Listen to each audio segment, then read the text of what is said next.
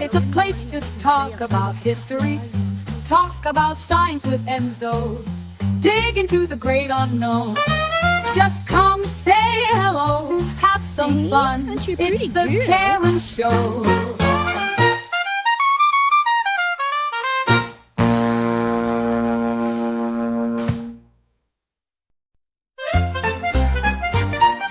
Who's that man in the fancy shirt?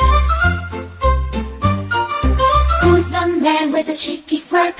Who has the answers? Who can explain? Well, it's Enzo the science guy. Enzo the science guy.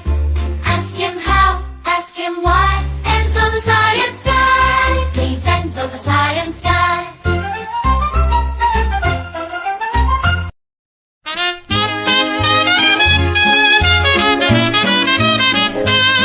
It's time for history with Taylor. She's bright, smart, and has a heart for everything that's old.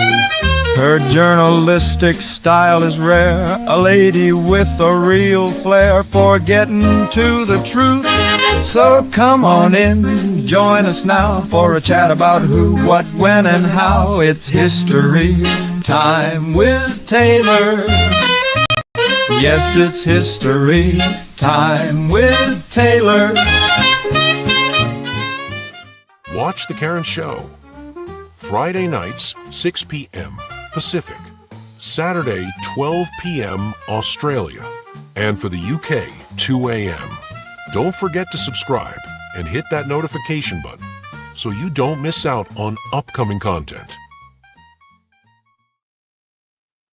Do you like my American man? I should have got you to do it, Enzo. I went into one. Hi, everybody. I went into one of those, voice. I should have got me, mate. I should. It's the best show. It's the best show anyone's ever seen. It's the best show. No, I think the AI voice says. I think an AI voice says vehicle better than I do. Oh yeah, I like that word, vehicle. I did see Jonathan from Cops. He said hello first today, and yes, he always says vehicle with me. I feel so much better now, guys. Jess probably isn't aware, but and say hey to Jess, everybody. She's here again this week, which is awesome. But yeah, I took quite a break for a while just because mentally, physically, I was crook.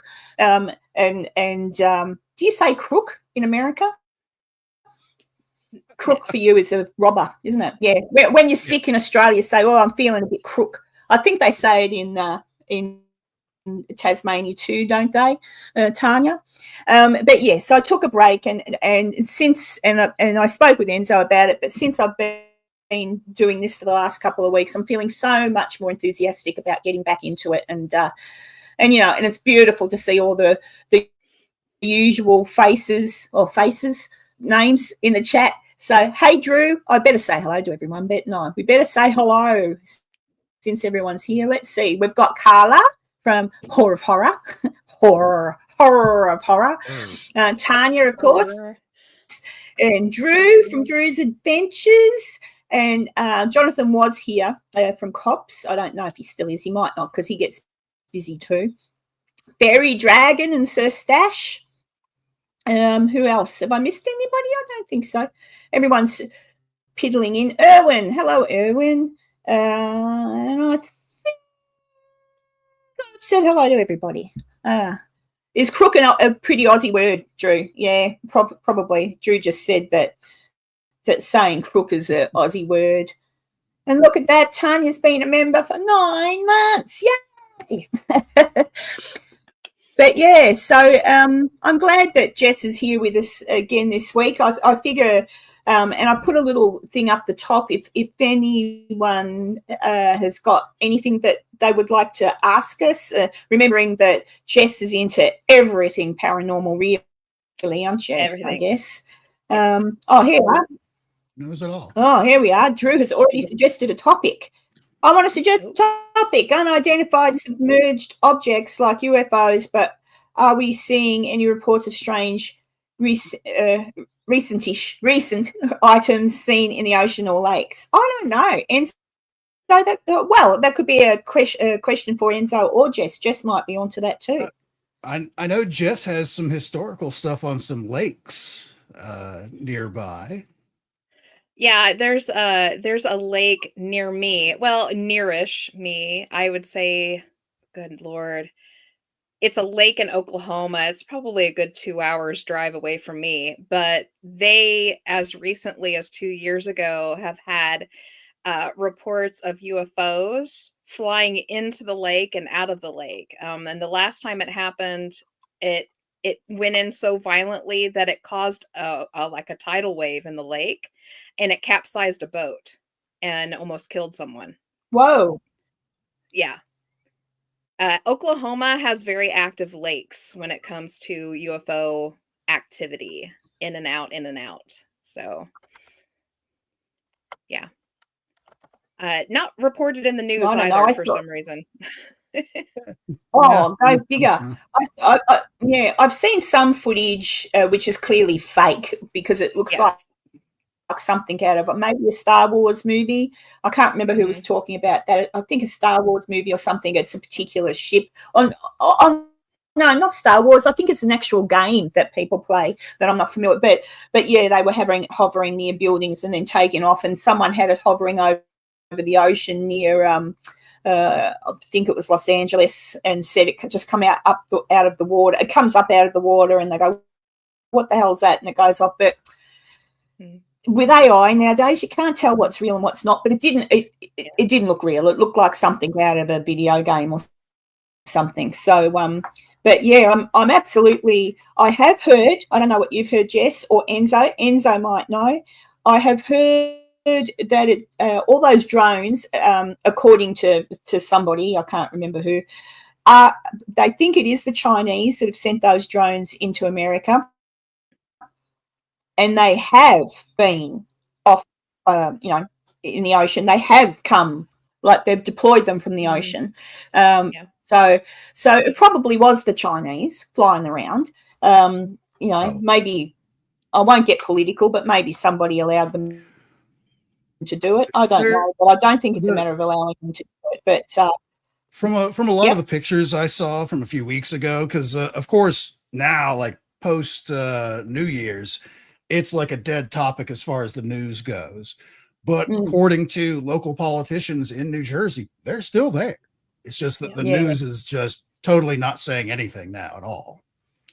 And to be fair, and I've seen a few pictures, a few videos and stuff like that, they do appear to be, regular drones. But the thing is if this is China basically messing with us, saying, hey, we can have that. China, they still have like FAA, like current regulation style lighting on, where you've got a green light and a light, anti-collision light and a red light and all that stuff. That seems kind of odd that anybody would be doing that. I'm sorry, I'm just, I couldn't find it. I've got a flower, look. Tanya's asking me, am I missing something? I also think, and I've said to Enzo, I also think it's just it's just somebody with lots of money, some kind of manufacturer, whatever. It's just people being tossers, and causing issues. And we'll see what happens after Monday. Thank you, Drew. I think it's cute too. Oh, thanks. As far as Tanya's subject. Sorry, go ahead. Go ahead. No. Go ahead. Tanya was saying what? Oh, it was just Tanya. Tanya's subject was your good looks. Have you always been handsome? Uh-oh. As I mentioned. Oh, sorry. Didn't you show us a picture one day of you when you were young with your truck? Just the one when that I had wrecked the my accident. truck? Yeah. Yeah, I was very baby faced back then. Back in the 80s. He has always been cute, I think, Tanya. What about you, Jess? Have you always been cute? I have been. It's, it's a crime how It cute is. I am. It's just not right, is it? No, but I can't Me pull too. off the fabulous Hawaiian shirts like Enzo can. So, he's got me there. I can't pull off the fashion. Anything that No. I can wear that distracts from this is a bonus. That's Oh why I no, love it. it frames it. It adds to it. It frames it. Yeah. I actually thought of sending you I saw one the other day. Australia Day here is coming up soon, and I've seen quite a few Hawaiian type Australian shirts. So I should grab you a couple, and you can wear some ones sometimes. There's with kangaroos. There's some with the animals on. There's some with the Aussie flag, and Very cool. I'd love to wear that. yeah. What was I going to say? I had I just wanted to. some other Sorry, USO go. Am I on a lag? A little I bit, might be. just a tiny bit. Just a little. But next on my reading list, I have not started reading this. This is Nightcrawler, Eye in the Sky. What this is a book from two brothers, the Tedesco brothers, who live in Long Island, New York. Live on Long Island, New York, where over the last couple of years, they've fitted out this old RV. You can see a lot of crazy antennas and a bunch of other weather gear. There's all kinds of stuff. Basically, they set up their own kind of UFO hunter lab, mobile lab, where they've been tracking well off the coast, way out into the ocean, these giant black triangular craft that they can only pick up using infrared cameras. And they've got they're both engineers. They homemade built like their own radar system, they've got a bunch of cameras and telescopes that they've fitted a bunch of other crazy Doc Brown looking invention things onto, so that they can try and focus in on these things. And they've captured actually quite a lot of video of these strange craft that are way, way out into the ocean there off the coast of Long Island. And I plan on reading this book and putting I plan on using their techniques, because supposedly they discuss in detail all the stuff that they use, so I can build my own. I know that you saw something similar when we've discussed UFO sightings and things, and I'll ask you in a second too, Jess. And I've heard a lot of people describe the fact that they kind of look up in the sky and the sky starts to get blackened out, and then they realize, Jesus, it's some kind of triangular black thing, not making any noise, just there, and then it goes. And I've heard a few people describe that, Enzo. I wonder if that's what those lads out in the desert are seeing. And, I reckon it's all kind of, I don't know what I think anymore about aliens and stuff, but definitely something fishy going on in regards to, I think it's all us, but not necessarily government. I think it might be private people. In UFO circles, the generic popular idea about black triangles is those belong to us. Those are human-made, backward engineered craft. Usually, like the one that I saw didn't have any lights on it at all, but it was blocking out stars as it went past. And because I'm an astronomy nerd, I could see where the stars were and knew where they were supposed to be. And they're now gone, and now they're reappearing again. And then the next group is blocked out, and so forth and so on. But back in the mid 90s, over in Europe, specifically around Austria area, there was a huge flap of black triangle sightings, where they're usually described like on the points of the triangles, like a small white light, and then like a red light in the middle was what was usually described when there's lights on them. And there's been a lot of people that have seen him in the U.S. as well. Even Art Bell, the famous Art Bell late night radio host, saw a large black triangle slowly pass over his vehicle there in the desert near Area 51. Yeah, there's so much. What about you, Jess? Have you ever seen anything like that? I have. In fact, Enzo and I's stories are very similar. We found out one day. I saw the one that I saw that was a triangle. I've seen a couple in my life, but one triangle. I had gone out. It was about 10 at night here, very dark, and there was actually not a lot of moonlight that night. I think the moon was almost gone that night.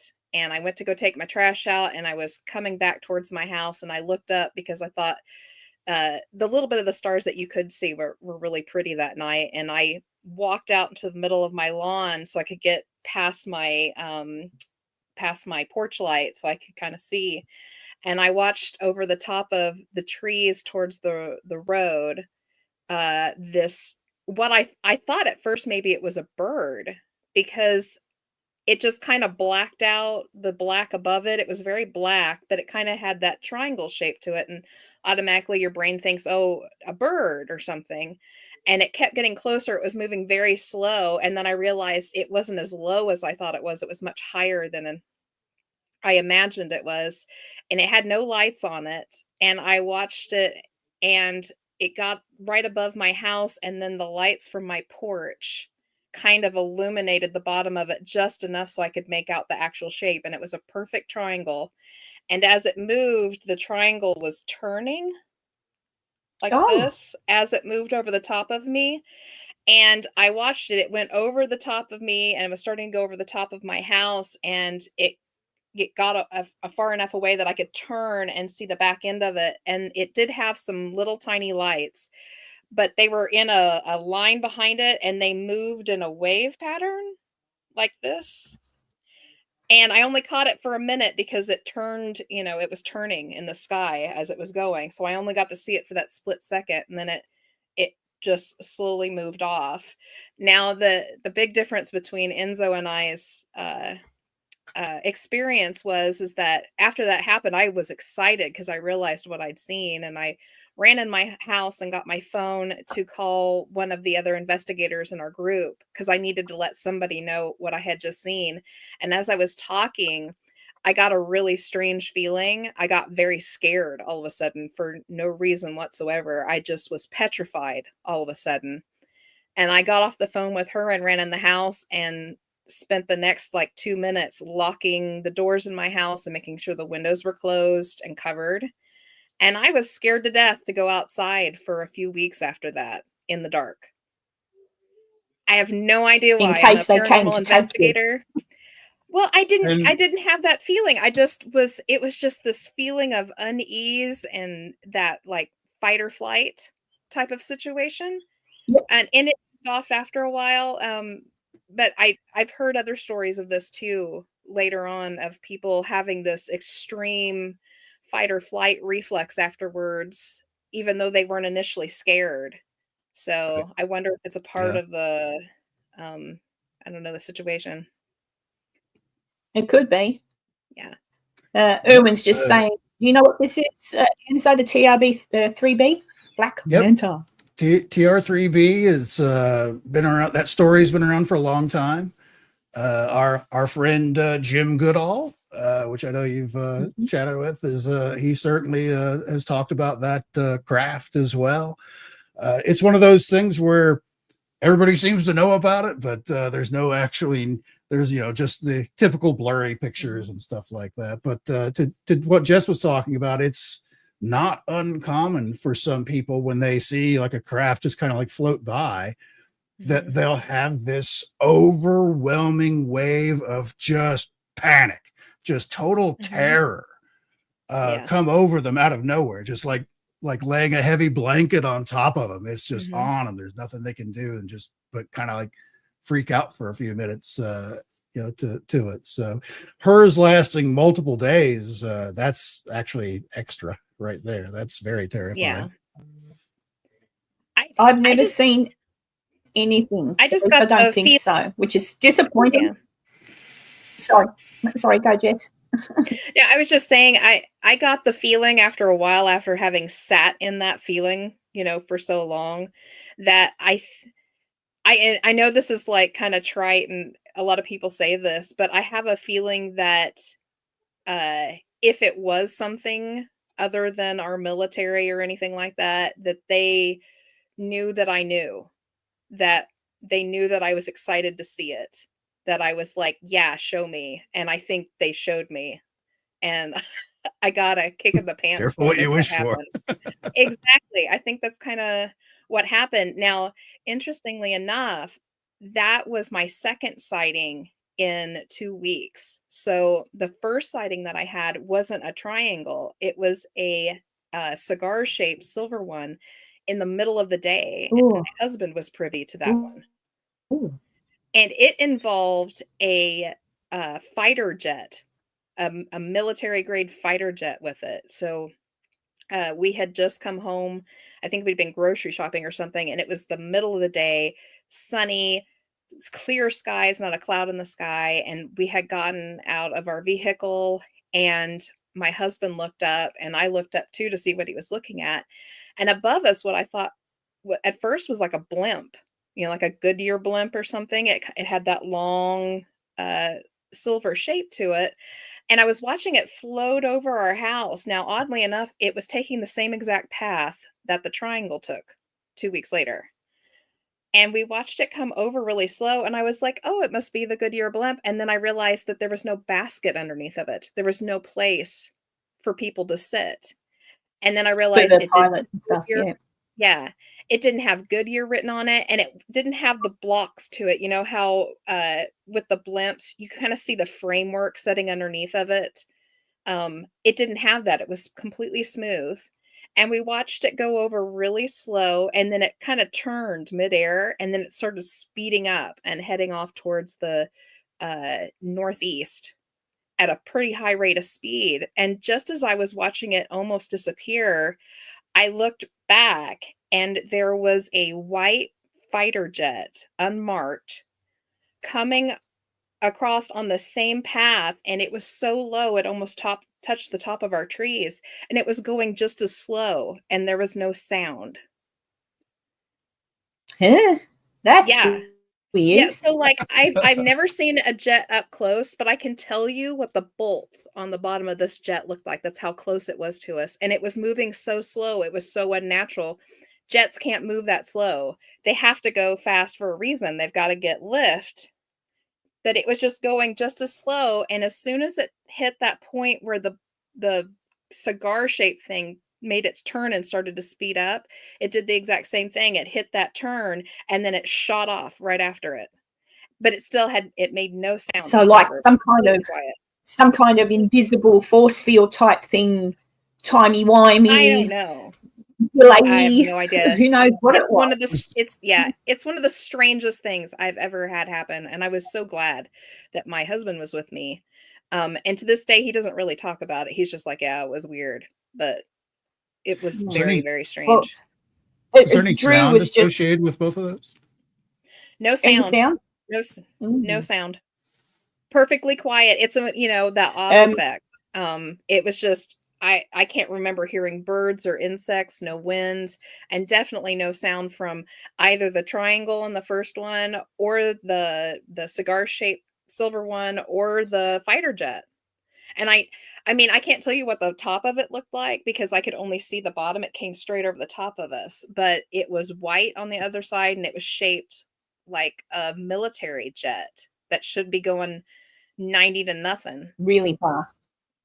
Yeah, it should have Drew been had a going similar super. experience. Drew from Drew's Adventures. Check out his channel. Yeah, he says he was walking in the bush and everything went really quiet. No animals making noise or anything. He could only hear himself. So that's interesting. You didn't see anything, Drew? You just got sort of an eerie feeling, I guess. That's pretty, Well, in an scary. earlier thing, he mentions how just walking through forest and everything went silent. Yeah. And then the part that you just read. Yeah, The Oz yeah. effect. So Yeah. Yeah. Everybody, please check out Jess's channel on the YouTube. It's Bordertown Paranormal, isn't it? Bordertown Paranormal. Bordertown Strange. Did I get that right? Oh, that's it. Bloody hell. I can at least get that right, can't I? But Tanya's put the link up as well. And then there's Facebook. Facebook is the Bordertown. There's Bordertown Paranormal on Facebook as well. So yeah, go check out Jess. I will be Thank you. checking out Jess All in a our good way, not craziness. in a creepy way. Yeah, he's G's into got that. a question. Enzo, what? Oh, yes. Did you see Australia had a weird cloud recently, a huge dome? Then weird stuff has been found again on the beaches just last week, Sydney. So weird, black balls. Oh, those black balls, I'm told we had an oil spill. We've had a few oil spills in the past, and they reckon it's just the black balls, oil and crap that have just balled up and now washed up on the ocean. It happened a while back ago too. I didn't see the big dome, Dee, but then again, I don't watch regular TV or news, so maybe that's why. I did see a story in.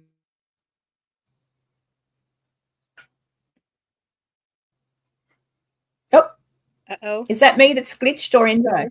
Did Enzo glitch? I think it's That's Enzo. all right. Enzo will come back in a second, and you'll finish. His story will be finished, and you'll think he didn't glitch. He'll be back. It's been. I think there's a thunderstorm happening. Yeah, it's Enzo. Hang on, I'll remove him and let him come back. Okay. There we go. Well, it's just me and Jess now. And I'll just while we're waiting, I just wanted to shout out to Jonathan again from Cops. Check out his channel. He has a weekly little talk show. It's weekly, isn't it, Jonathan? A little talk show and whatnot. Yeah, he's gone out. He'll come back in. And I wanted to say a special hello to I am Betty J Gathers. Hey, Betty, I've been away for a while too, so lovely to see you. And who else have I? Oh, Stormy Day. Hello, Stormy Day. And who have I missed? And I think I've said hello to everybody as you've come in, but I just wanted to give you a shout out and say I can see you. And Ian, the little person who stirs me up most times, and Erwin, who's not a nerd, as Tanya asked him. Oh, Tanya says I'm glitching too. So hold on, people. I'll try and go back to Elon Musk's whatchamacallit, because I'm on cable at the minute. So I'll change. I will definitely glitch for a second. So hang on. You've got Jess. Okay. Oh, no. They're going to leave me to run the show. No. This will be fun. I'll take it over here. Wow, she did glitch. Are they going to leave me alone with the show here? Oh my gosh. Well, I'll go ahead and talk while they're getting stuff fixed. Oh, did you get it? I don't know if that's going to work. Am I still glitching, Tanya? La, la, la. Yeah, you're glitching. Am I back? You're glitching a little bit. Or I'm still glitching? Mm-hmm. I think it just might be I'm going to go back what to we're that dealing one. with. Hang on. We've been glitching all week. So I don't know what's going on.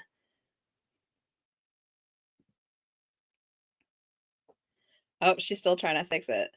So, while they're trying to fix stuff, I guess I'll just sit here and tell stories. So, interestingly enough, I was talking about the UFO experience that I had. I actually had one. Oh, she's back. I think I'm back. Okay. Bloody internet. Yeah, it's okay. Like I said, it's been happening this week, like all across the board. Everyone's having issues right now. Yeah. So I don't know if it's like sunspots or I don't know. We'll have to ask Enzo. I don't know if that affects anything or I don't know what it is. Ian says, Jess, grab the notebooks, quick. Erwin says the men in black are watching Karen. Yeah, it has been weird. That's why I said to Enzo, was there anything happening with the sun? You know, there's notebooks. Yeah.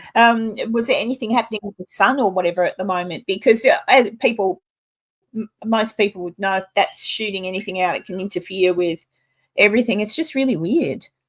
But there. Yeah.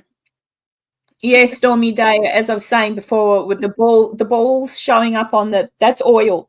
They've already, the last time that happened was probably, it was late last year. So I'm thinking, I could be wrong with my dates, but it might have been before I went away. I don't know, but last year the same thing happened on Bondi Beach or somewhere there. The black balls.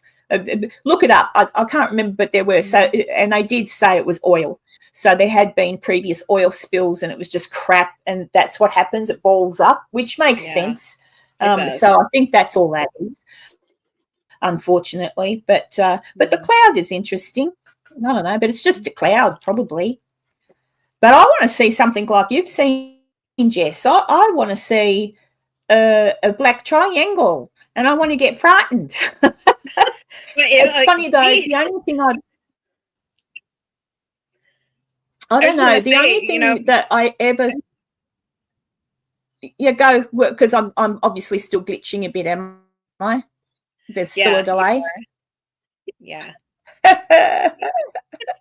I'm so sorry, people. There's not much I can do about it, but it's very annoying.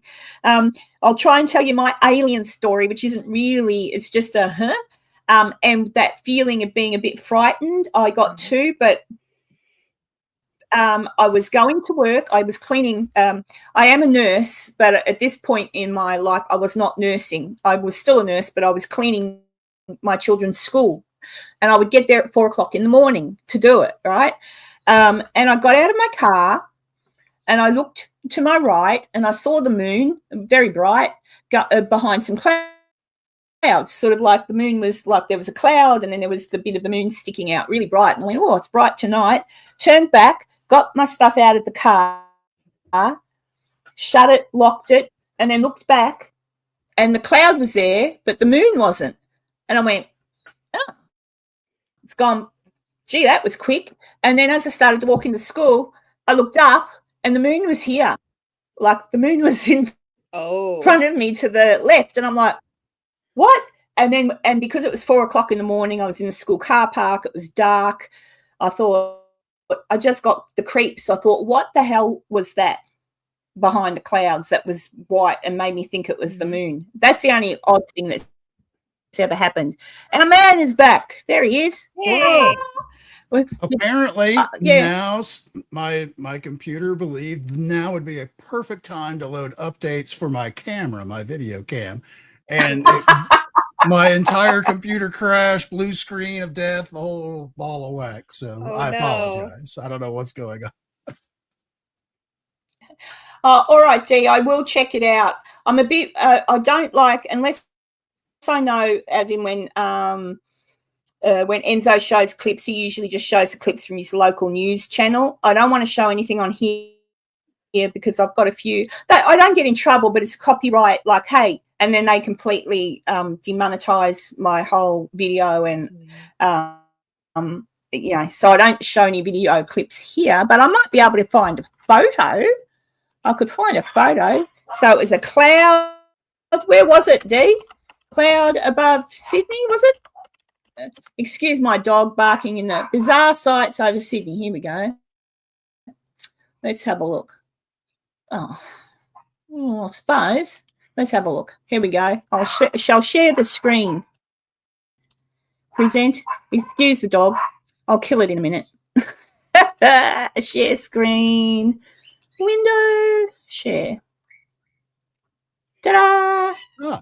Yeah, that's pretty weird looking. What could that be? Enzo, our science guy? Well, being a semi non-professional Kansas weather watcher, that's what we call a scud cloud, where you've got kind of like a storm that starts brewing up and it starts circulating just a little bit, and some of the clouds on the lower part will kind of break away and form like a little mini cloud. It even kind of, you can sort of see on that picture on the right, it's sort of circular where it's kind of rolling probably.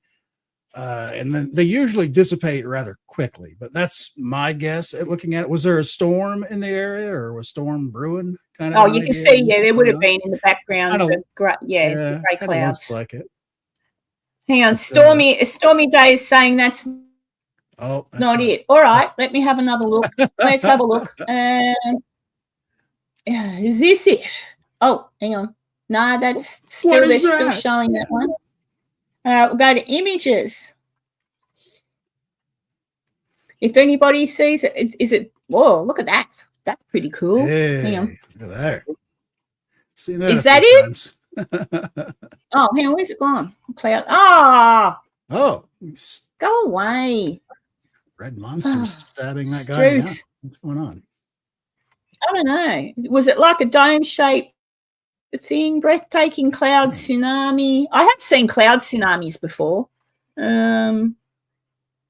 Yeah, science. No, that's not it. The one he talks about is a big dome, a huge dome. All right. My mouse is being annoying. Cloud dome.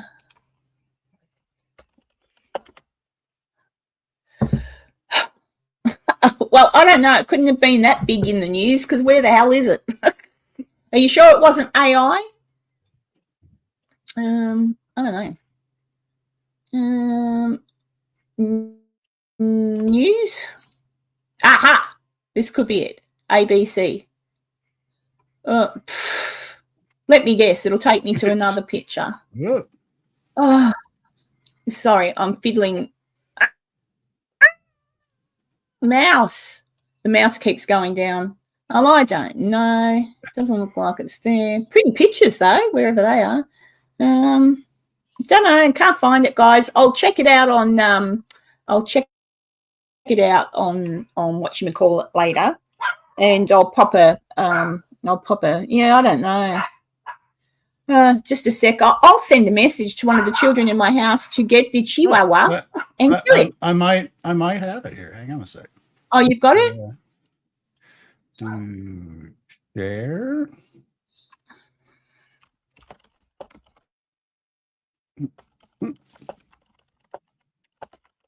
This is listed as eerie UFO cloud spotted near Sydney. What is it really? From 3 weeks ago. All right. Oh, it's just a cloud. What appeared to be a UFO hovering over Sydney's waterfront on December 17th was, in fact, a stunning example of atmospheric science at work. This unusual cloud captured near Sydney is known as a roll cloud, a rare phenomenon that typically forms along weather fronts.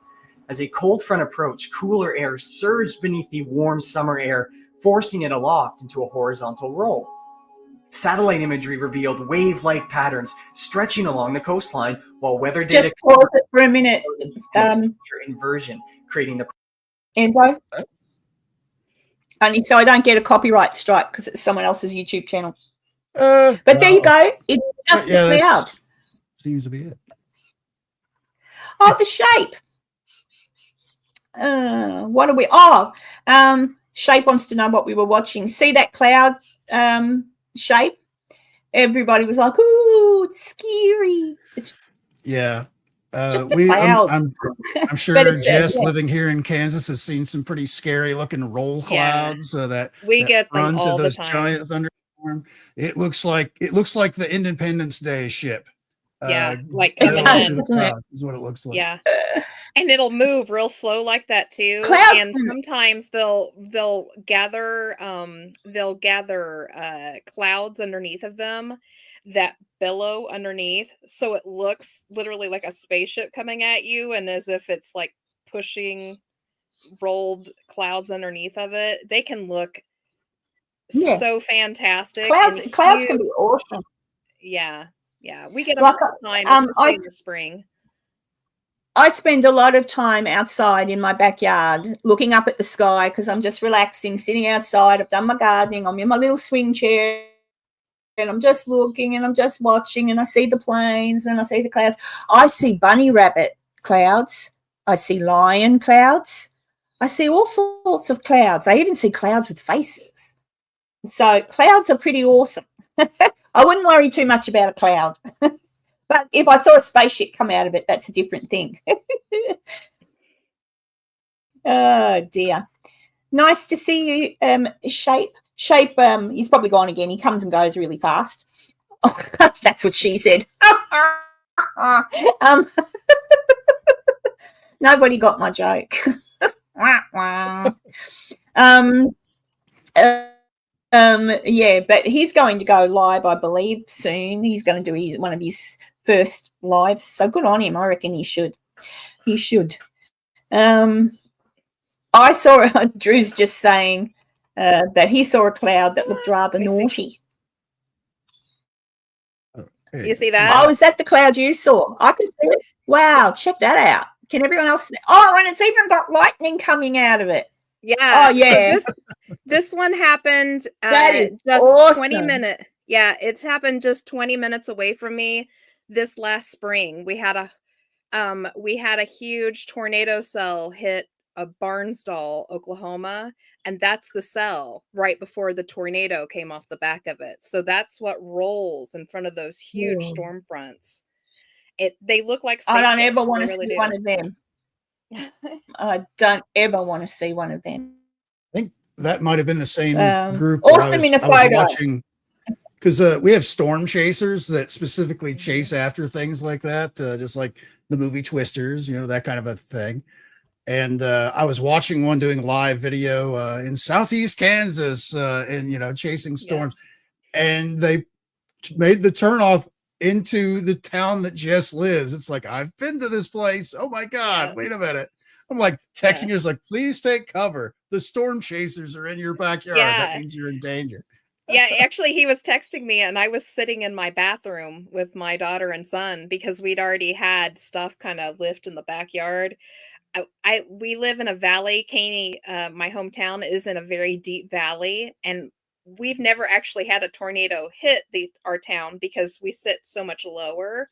But what happens is that tornado cells will go over the top of us, and it creates this suction and downdrafts, and it will lift stuff in our yards. You'll watch, like flower pots and stuff like levitate a couple feet off the ground and then drop back down again because the pressure changes inside the valley. It's really That's how they made the pyramids. Yeah, it's probably tornadoes. Yep. Yep. And they just happened to drop in the I was on my pyramid. phone with Enzo. I'm like, I'm good. I'm hiding out. We're safe. What's that say? Where's the no, Jeff Goldblum was in. You're referring to Independence. You're crossing the streams. Yeah, between Independence Day and Men in Black. Yeah, Men in Black. Geez, that was a good movie, really. That wasn't it. I haven't watched it for a long time, but I remember watching it and seeing it at the cinema. And at the end, when what's his name, the president gives his speech, I'm thinking, why can't real presidents give speeches like that? Maybe because they don't have Hollywood people writing the script. Yeah, I would think so. Drew says, do you know Australia has a lot of tornadoes, but not often where we live? We're coastal living primarily because our inland is desert. Yes, I know. You can see we do have tornadoes here. We've had them, we had one here, just a little one near where I live. It actually ripped up the top of our local mall and took all the, how you have those, what do you call them? You park your car under the sails, the wind sail thingos. It ripped all of them off. They all flew away. A car was moved like it was a pretty bad little tornado. That was just here. Had a couple down in Melbourne, but little, that took off the roof of a shed or whatever. But nothing like what you guys get. Well, I mean, it's not to say we don't have ones like that, just not hit that, tornado season in America, I would hate to live in a caravan park, or what do you call it, a trailer park? Trailer park. Yeah, they're tornado magnets. They always seem to head straight for them. I mean, I don't know. I would just get in my car and drive away, and if sometimes I come back and my trailer's still there. There's a famous video from right around here where I live of the news crew that was getting chased down the highway by a tornado. They had to pull off by an overpass, and they're like, get up under the girders, and it rolls right past them, and it's just devastating. You see car, because they're filming behind them, and you see cars going the other way that don't see it until the last second, and just Flip 'em. gone. Just disappear into the Yeah. mist, kind of a thing. Yeah. Just to tell you all, like, how strong these storms are, and it, like, really explains, like, those roll clouds. That big storm I was showing you the picture of that hit Barnsdall. Barnsdall is about 60 minutes drive from my little area, and after the Barnsdall storm happened, we spent the next month picking up photos of their children from Barnsdall, scraps of wallpaper, books, things that came out of Wow. people's homes in Barnsdall ended up in our pasture land and in our towns. And we had to set up a system to gather all that stuff up and get it shipped back down to the people of Barnsdall because they lost most of everything. So it was really nice for them to get back school pictures, old memorabilia, anything that that wind could pick up. It literally rolled it up into the clouds and took it over the top of us and then dumped it. So we were getting their stuff 60 miles away and having to ship it back to them. So that's how crazy some of these storms get. Bananas. Bloody dog. Do people who get the cyclone, the tornadoes hit, do they get monetary help from the government when that happens as well? Like the fire victims and the hurricane victims, that whopping $700. Do they get help or? And that's a loan. You're paying us back. Yeah. It depends. It depends on the severity of the storm, how big of a swath it took out, whether or not the community that got hit was on the poor side or had, it just depends. And frankly, it also depends on who's running our government at the time and what they deem is worthy. I don't think Barnsdall had any help. Usually, I don't know. How's Everything going with the hurricane? Because again, they've stopped reporting on the hurricane and the victims there.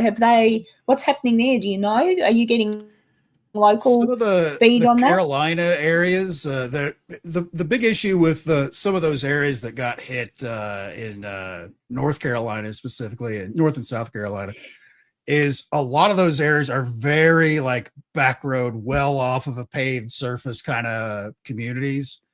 And which in America, you don't have to go that far out of town to be on a dirt road for most of America.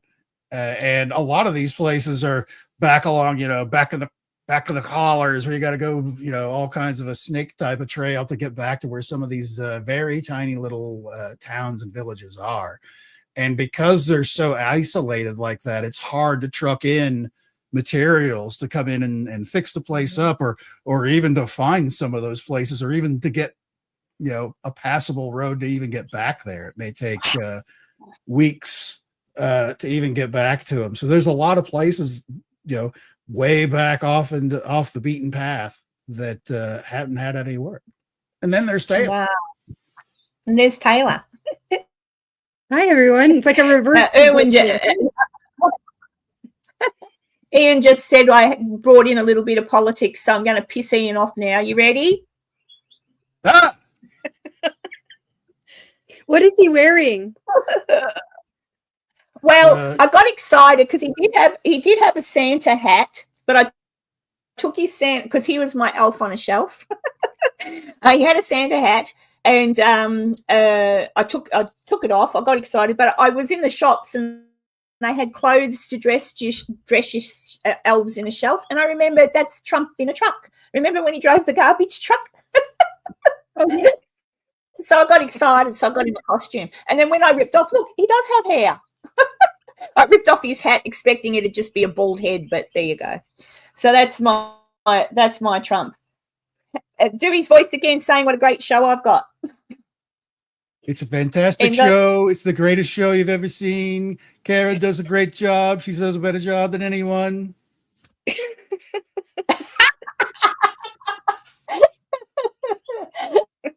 Oh, dear. You got to giggle. It's nice to see you, Taylor. You've been at work today, no doubt. Yeah, just came in hot, straight in through the door and hopped on. So And there you go. She came in hot, guys. I don't know how many of you might have caught Taylor and I on Wednesday night, America, Thursday morning here. So yesterday for me. Yesterday, I don't know what day it is. But it's on there. We got on and we talked a little bit of Virginia City / New York / California type history, and spoke about a fellow called Lucius Beebe. And Taylor's going to get back on and we're going to do like a part 2 as well, because there's so much to that man. But if you don't know who he is, go and check out that thing with Taylor and I later if you've got nothing else to watch, and you'll learn something because he's really interesting. And Taylor's really good. There he is. Hang on, keep him still. There he is. Lucius Beebe. Yeah, he was just we would have called him back in the day when I had Titanic tickets when I was a young lady. You would have called him a bit of a dandy. Like he was, like the way he dressed and all that sort of thing. And, you know, I was going to say the other day, Taylor, we won't talk about Lucius now. We'll keep him to the thingo. But I was going to say, back in the day, old Hollywood, even Hollywood in the 60s and 50s, there were a lot of gay character actors and stuff. So people would have known, for example, that Lucius was gay and wouldn't have given a rat's pajamas, because half of Hollywood was, and half of the New York socialite people. Like it was always kind of a bit accepted, just sort of quietly accepted, I guess. But it's just interesting to me, and you know. And then you had, like in the 60s, you had one of my favourite, but that's when they kind of had to hide a little bit, late 50s and early 60s. But you know, socialites were a bit different. Movie stars, you had to keep it under your hat. But it's interesting that he did have the lifestyle he had, but everybody loved him. It wasn't like they knew. So that kind of interests me that there was no, don't talk to him, he's one of them. Do you know what I mean? I don't know. I think he was brilliant. Yeah, and his part pretty good looking too. Yeah, bloody gay men, they have to be good looking. That takes them off the shelf. Yeah, Drew mentions J. Edgar Hoover. There's a connection to Chuck Clegg. There's a rumor that the night that Charles Clegg, Lucius Beebe's partner in crime and in life and in love and in business, the night that the two of them met, they say that they went to the same party, and Charles Clegg went as a special guest of J. Edgar Hoover. Take that as you will. Oh, well, I take that as him and J. Edgar were getting it on. I don't know what that happened, but yeah. Isn't it funny? Here you go, Ian. I don't know enough about it, really, but I know a little bit about it. The fact that J. Edgar Hoover went after the people he did with a vengeance, and the whole time he was hiding what it was he was and what it was he would do in the privacy of his own home. It's not what he was doing that I see wrong. It was what he did politically that was wrong, given his lifestyle. He was a strange one, but you know, comes out in the end. People comes out in the end. Dee says they were bumping uglies, as Aussies would say. Bumping uglies. Yeah, but if you want to check out a little bit about Lucius Beebe, it's the last episode. So when Taylor gets time, she'll let me know. Hopefully, you know, we'll just come on and we're going to do a little bit of a history type segment show, if you will. And so we did that, the first one. I think we're working out our glitches. We played a song that I got hit with a copyright strike for. So I had to remove the song in that. So if it gets to a point where you hear Taylor say, here's a song, and it all of a sudden jumps to something else, that's why it got removed by YouTube. So you can look up the song, though. It's easy. But, yeah, he was pretty famous back in the day, Mr. B. But there you go. Oh, and Tanya's just put up the link Tanya's just put up the link to Taylor's Facebook page, which is the is that the Lucius Beebe one? I think, Taylor. We'll find out. The fan group? The group, yeah. The best of everything we've got.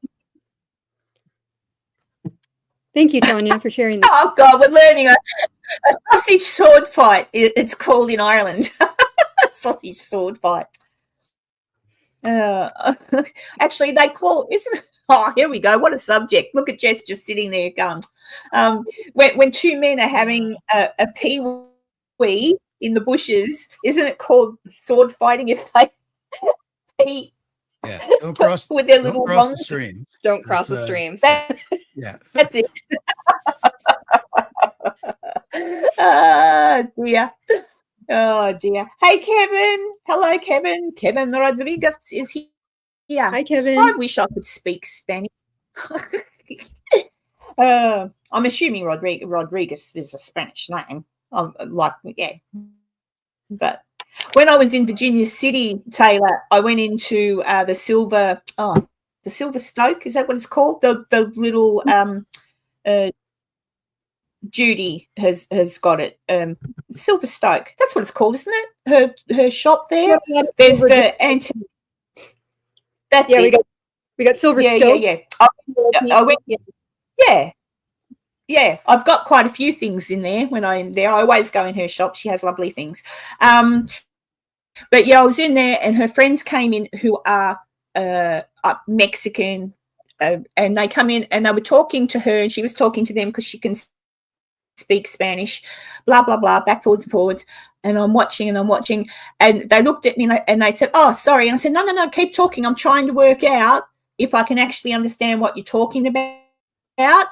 And they looked at me and I said, "Hang on, just say a bit more." And they said a bit more. And I said, "Okay, so I heard money. I heard casa. So you're talking about a house." I said, "I heard this word and that word." I said, and I kind of put together a story in my own head, and they giggled a little bit and they said, "Sort of." And they said, "But yes, you're picking up the words." So it's funny, I can listen to a language, pick up little words, and kind of maybe understand what they're saying, but couldn't speak it to save my life. I couldn't. But I would love to learn Spanish.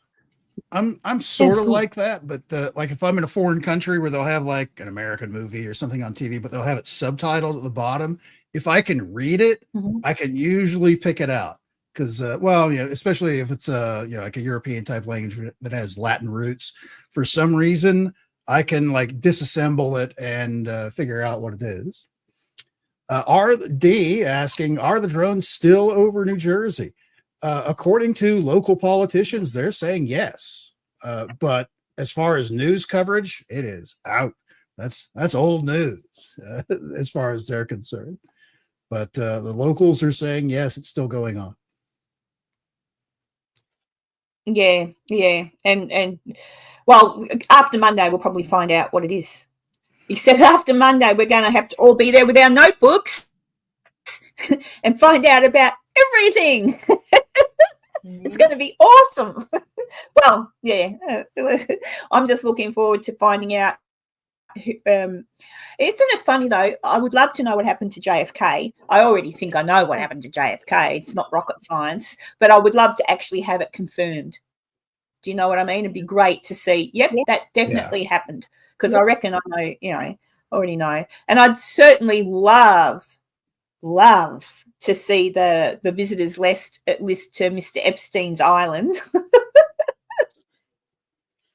I would love to see that. And so far as P. Diddy is concerned, I don't really give a rat's pajamas. I just want to know who the paedophiles were and get those bastards. If they have their crazy little parties, that's up to them and their kinky ways. But I'd like to know. I'd like to get an idea of that. Just clean it all out. Just get rid of the bad guys. Let's just clean it all out. That's what I reckon. Get rid of them all. What say you? Or have I said too much? Let's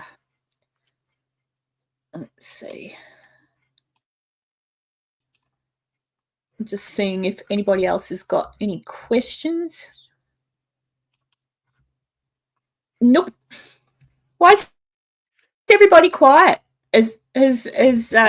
We lost Enzo again. We lost Enzo. Yeah. Apparently, maybe his computer is like doing more updates or something. Yeah, well, his camera tried to. Oh dear. So there you go. But I'm excited about the future. It's. I think we'll be all right. 2025 has to be a good year for everybody. I don't intend to get sick. I've had it. And I don't want to be sick anymore. And I've applied for a whole heap of jobs. So I have to get a job. Oh, there's Enzo beeping at me. I have to get a job because I need to save money to get back to Virginia City. Yes, please. We miss I you. want to come back. Yeah. I just it's weird. Do you guys, Enzo and Jess? I know Taylor and I have discussed this before, so I know where she sits on this. But Jess and Enzo, have you ever been to a place that's not home, like not where you've grown up, but you feel like it's home, like you miss it and you get drawn to it? What about you, Jess? Yeah, absolutely. Yeah. Yeah. It's kind of weird and you don't quite understand what the draw is. Like I really miss Virginia City. Mm-hmm. So when I wake up in the morning, it's not always my first thought. I'm not obsessed. But throughout the day, I'll think, oh, it'd be so nice now to just, walk into town, Virginia City, grab a coffee at the roasting house. And I love the shops there. And the last couple of days, I've got compliments on the dresses I wear, which I got at one of the shops, stores there in Virginia City. Therese works in there. I've gone blank for the name of the store. But people say, oh, wow, that dress is really pretty. Where did you buy that? And I look at them and I go, in America, in a little town called Virginia City. I said, I can't get them here. So I've got to get back so I can get more of my dresses. Worst case scenario, Taylor, I'll send you in with a photo and I'll get you to pick me out 3 and Teresa can post them to me. I'll pay the extra for the postage because they're only I'd I'd rather have you here. Yes, I know. I'd much rather come there and then go in and try because I spend a good hour. I can imagine like the Taylor Hamby live shopping experience where she's just filming all the different things. Like, yes, I want one of those. What size is it? Yes, get me that one. Yeah, just moving on to the next. Yeah, it'd be like the Karen personal shopper. Yeah, that's great. Yes. But I've got to because you know what my house. Oh, I'll tell you what happened. Here we go. An update in the Karen animal household. So there's been, I could grab him, but he'd probably go crook. Go crook means get angry for you Americans. So there's been a stray cat around, a ginger cat. And he comes to he annoys our cats. He's outside crying and he gets in our backyard and he annoys the dogs and he's up and down. And then he disappears for a day or so. Then he comes back. So I took to just leaving a little bowl of water and a little bowl of cat biscuits out the front because when I would see him, he was really skinny and he's not neutered, so he's not fixed up or anything. About a month ago, he was out the front eating the biscuits and I gave him a little pat and I saw he was jumping with fleas. So I went up to the store and I brought a flea thing that you put on their back and I treated him for the fleas. And then I was doing all this stuff. Anyway, yesterday I was walking outside to go to the shops and the ginger cat come running up to the door. And I looked at him and he was so skinny because I haven't seen him for a couple of weeks. Like he's been around, but I haven't had time to interact with him. I've been busy. And I'm like, oh, my God. And he's just meow, meow. And I just snapped and I said, that's it. And I picked him up and I said to my daughter, get the cat cage. And she said, what are you going to do with him? I said, I'm going to keep him. And she went, Mum, we've got 4 cats. I said, oh, no. I said, but what are we going to do with him? I said, get him in. So I took him down to the vet and I booked him in to be neutered. He was not microchipped, so he doesn't belong to anyone. And I said to them, look, just give him the works. I said, I'll work out the complexity of it later. But I just thought I was just so sick of seeing this poor cat, like just, you know, and he's a cutie. He's a bit feral, you know, so he's a bit, you know, but I see him get attacked by other cats up the back, and I thought, there you go. So I thought, bugger it, that's it. So there's a new addition to the house. So a ginger cat. Yeah, 5 cats. Shh. You're not allowed to have more than 3, I think. But they're inside. They're not allowed out. So Tanya says 5 is just right. Yeah, thank you, Tanya. Erwin says, there used to be a wild cat out here where I live. It was a big black and hairy cat, so I called it 70s bush. I wish I could read this in an Irish accent. Poor fecker. It's gone now. Probably got abducted. Oh, yeah, because he's a black cat. Oh. So when I worked at, I worked at an Irish accent. Say that again, Taylor. The last thing I heard you say, I worked at and then it went dead. Yeah, I worked at a newspaper, and in our office, we had a little miniature cat, and it was furry. And if you pressed it, it meowed, and it became this inside joke in the office that anytime someone said anything inappropriate, you'd press the little kitty and it'd go meow, and it would sort of shame everyone, you know, for an inappropriate comment, and we'd all just crack up. So that would be a great time. His comment there about 70s bush, that's perfect. Yeah. So you have like great. You have a good sound for oh my comments, cheeky comments. There you go. Oh, there you go. Good one, Enzo. Yes, Dee, we do. So, yes, that many of my cats are, because that's how many you can have. But they're all of my animals are microchipped. You know, inside. I mean, I could probably ask for a special license or something. I don't know. But the problem is some councils, we call them councils, I think you'd call them county people, whatever. They will take them. They'll just take them and put them to sleep. So if they knocked on your door and said, how many cats do you have? You know, and they saw that many, that they've got the right to come in and go, yeah, well, we're just taking them. You're not allowed to have them. And they'll just put them to sleep. So, you know, it's not fair. If you're responsible, like they're not allowed out, they're well looked after, they're spoiled, all right? And I'm sick of seeing that poor cat. There's other cats around here too, but that particular cat, for whatever reason, is drawn to our house. He's not owned by anyone, clearly. And I just think, you know, I've got a cat run, you know, worst case scenario, I might have to build another one if he doesn't tend to get on. But most cats eventually get on together. So, you know, they work it all out. But there you go. Erwin, I wish I could read this with an Irish accent. You can't do an Irish accent, can you, Enzo? Jesus. No. Jesus. No, I love that cat, but the little fecker was nasty. When I go to feed it, she would hiss at me, a little idiot. Grateful she was. Yeah, actually, this ginger one, he's got a touch of feral in him, because if you annoy him too much, because he's not used to affection, he's very affectionate, but because he's not used to it, you might just pat that one time too many, and he. So, I don't know what to call him. I thought of calling him, Australians will appreciate this. I thought of it because he's a ginger. I thought I'll call him Bluey. That's what we call, if you've got a friend who's got ginger hair, male, like it's a male thing, you'll call them Bluey. I don't know why. I think it could be. Is it an Irish thing too?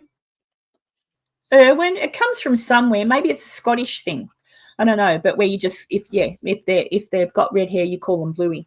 But maybe not. I couldn't imagine why you'd call. Anyway, doesn't matter. I thought of Garfield, Tanya. I did. I thought of that, but I don't know. His name will grow on me. So far, I just call him Sweetie. I call everybody Sweetie. Oh, dear. Taylor's disappeared for a minute. Taylor, you've got to remember too, Taylor is in Virginia City, and it's notoriously revolting in Virginia City and the surrounds for internet connection. It's terrible. Yes, she might have been abducted. She may well have been abducted. I'm seeing everyone fade in and out to black screens, and then it's coming back. So I don't know if that's me or what's going on. But no, I think Jess went off online I think when they do that, they do it on purpose. You did it on purpose, didn't you, Jess? I did. I went to go refill my drink and answer my front door. Oh, there you go. There you go. Oh, Brandon. Hello, Brandon. Taylor is here. She's just, I don't know what one of the dogs has probably been cheeky. I know it can't be the bear getting into her rubbish bin because, there you go. She's here. I know it's not the bear. She's got a bear that comes and gets into a rubbish bin, but he'd be well asleep. Oh, no. Yeah, but he'd be asleep now. Yeah, I think it's a black bear. I know. I'm trying to remember. I still haven't. All the times I think I've whinged about this and whined about. Yeah, it is a black bear, says Taylor. I whined about this before. Whenever I go to America, I obviously have been there in the times where the bears should be around, because I've been there in winter and I've been there at the end of summer, and I've been there in May, like around May. Mother's Day. So there should be a bloody bear about, but no, do I see one? No. Raccoons everywhere, apparently. Do I see them? No. No. So I swear to God, someone has to keep their eye out. Oh, yeah. I've seen the stuff. I've seen what was that? I think the bear. I think the bear was came and got into my garbage one time when you and I were on the phone. It did. Yes, and she wouldn't go out and give it any bread. No, he's got plenty of food in my trash can. I said, "Oh, go and give him some bread. Let me see. It's a lucky thing I wasn't there, because I would have been stupid, and Taylor would have had to have said, "Don't, Karen," and I would have gone, "It'll be fine. Just keep the door open so I can run." Well, book your trip in the spring or just before they hibernate toward the end of autumn, and that's when I've got to keep my trash cans on lock. So yeah, you'll see. And I'll go to my favorite American store, Walmart, and I'll go to the food section and I'll buy him a big piece of beef, and I better get some for the dogs too. And then I'll just wait, and when he comes, I'll put the beef down. Maybe you should just stick with the wild horses up there and leave it at that. Yeah. Oh, I've got my Nevada wild horses T-shirt on. Erwin just says, "No, he'd be gone. He'd be gone." I'm shocking with it. Look, I'm fully aware. I'm not that stupid. But if it looked friendly, I think it's the friendly ones you need to look out for. Probably. I was saying to Taylor. Taylor sends me a lot of, and it might have been you that sent it to me, Taylor. Taylor sends me a lot of little, TikTok-y video type things of bears and things. And I saw bears. A man was filming the cars lined in the street from his from his balcony, I guess, or his front door. And he's yelling at it, "Get away from my car." And the bear's going along to each car, and his girlfriend's car must have been parked behind his. And she's going, "Oh, the bear opened the car door. It opened the car door." Yeah, they know how to do it. Yeah, they know how to open doors. Yeah. They're pretty smart. Wow. Yeah. And I just thought, whoa. And I thought, imagine that. And I just thought, but then imagine going to your car and not realizing, and then opening the door and there's a black bear. Yeah, I've seen. Drive. Yeah, I've seen plenty of videos of people trying to make themselves bigger than the black bear, like roar, and they tend to run. But yeah, the brown bear. Oh yeah, well I don't know. You're stuffed if the brown bear wants you, aren't you? Because all bears can run fast, but brown bears will gobble you up in no time.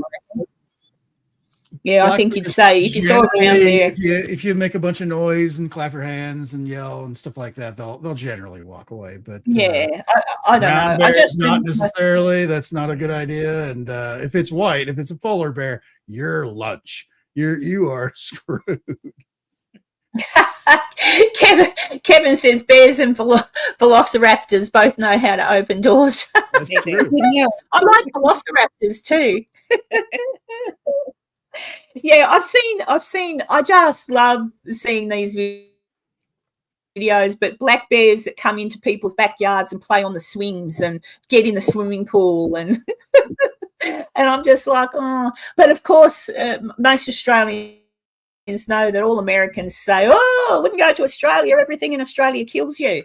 No, everything in America can kill you. In Australia, you just know where to not step and not lift up any rocks and make a lot of noise when you walk through the bush. There are no bears, mountain lions, wolves. Oh, we might have. No, we don't have wolves. We've got dingoes.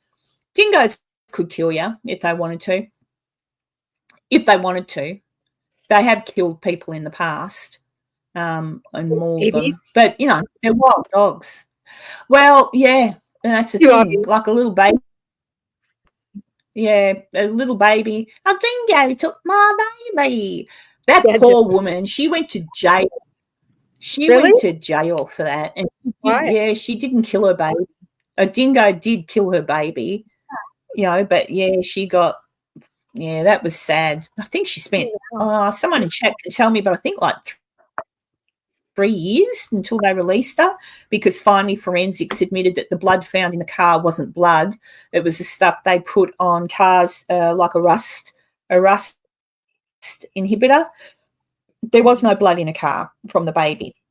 It was, you know, she and all these people at the time of the trial did come forward and like the, you know, the local people and said, my oath, absolutely a dingo could pick up a baby and run with it. They've got the strongest, you know, jaws. So there you go. But there you are. Yeah, you're pretty safe in Ireland, Erwin. No snakes. Have you got Oh, you'd have to have spiders. But yeah, I'm a bit sad I never got to go across to Ireland while I was in England, but I was really super busy. Who'd have thought that a month wasn't enough? But anyway, I might get back to England again one day too. We'll see if it gets... Yeah, it was a bit hairy when I was there in some regards. It was a pretty long trip. You were there for a while. How long were you there in total? I was. Yeah, 4 weeks. 4 weeks. 4 weeks. And it just went like that. And it's even in my head, thinking about it all, it's like, it's weird. When I come to Virginia City, it goes quick, but I remember just about every single thing.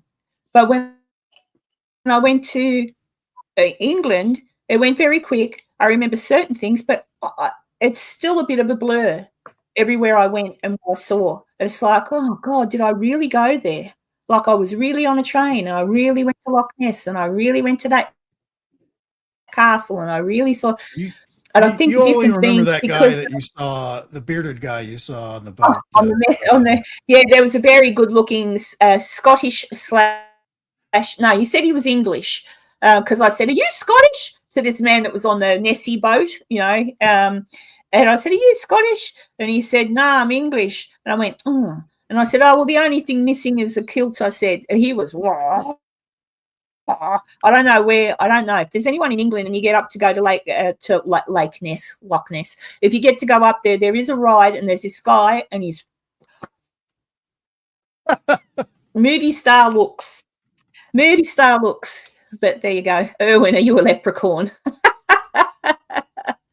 Do you know what, Kevin? Is St. Patrick chasing all the snakes out? And Erwin, don't laugh at me because you already probably know this. I actually thought it was someone called Patrick who got rid of snakes in Ireland. This is how stupid I was. Only just recently did I realise, no. It was a religious thing. It was a priest, I think. Was Patrick a priest? It was something about certain Irish people that they called snakes and they wanted to drive them out. It was a whole religious thing. And I went, So it's just Ireland's just lucky they don't have snakes, but neither does England. I think it's just too cold there for them. Full stop. It's just too For the cold. most part, yeah. That's what it would be. Because we only have snakes in summer because the rest of the time they're asleep.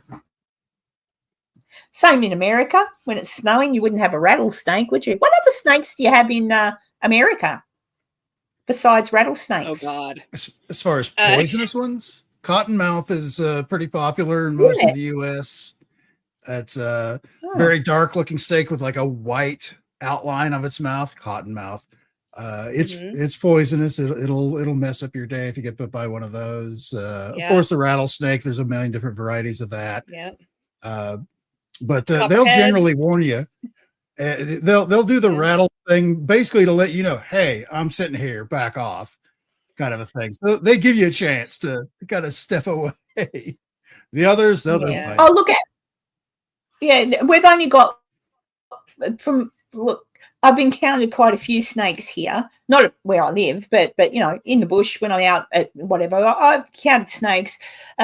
We have one called a red belly black snake. They're really pretty, and they won't.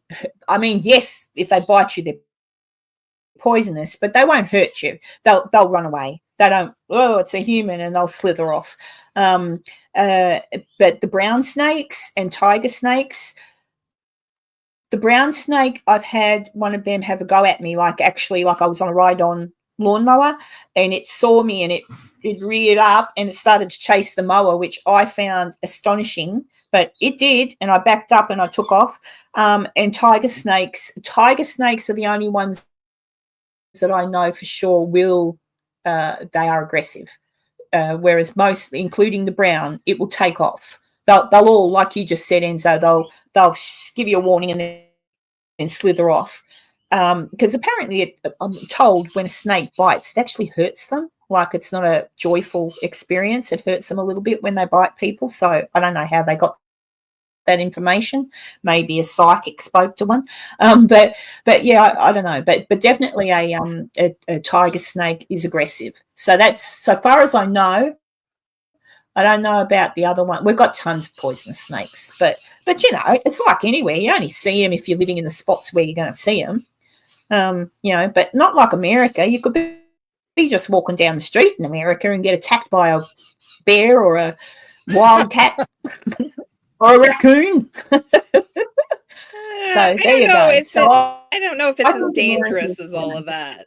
I don't recall. No, well, like I said, I've been there.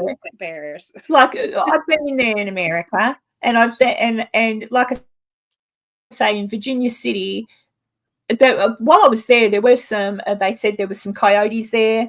So I was walking home late at night from the Washoe Club or wherever I was, and I was walking back to where I was staying and thinking, oh, coyotes.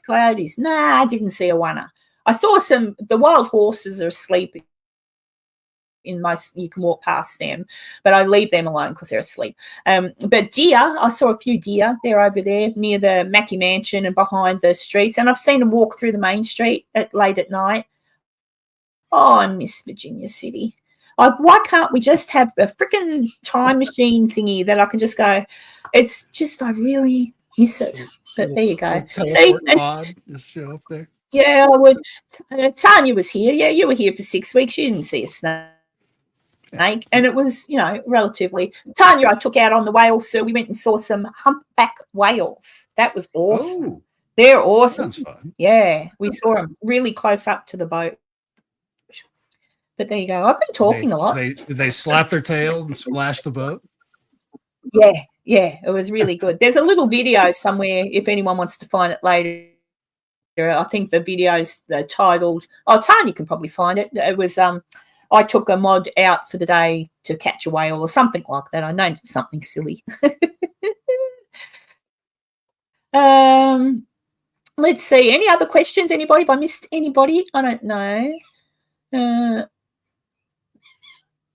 What's time? When are you a leprechaun? Is Tanya's question, right? This is Erwin's answer.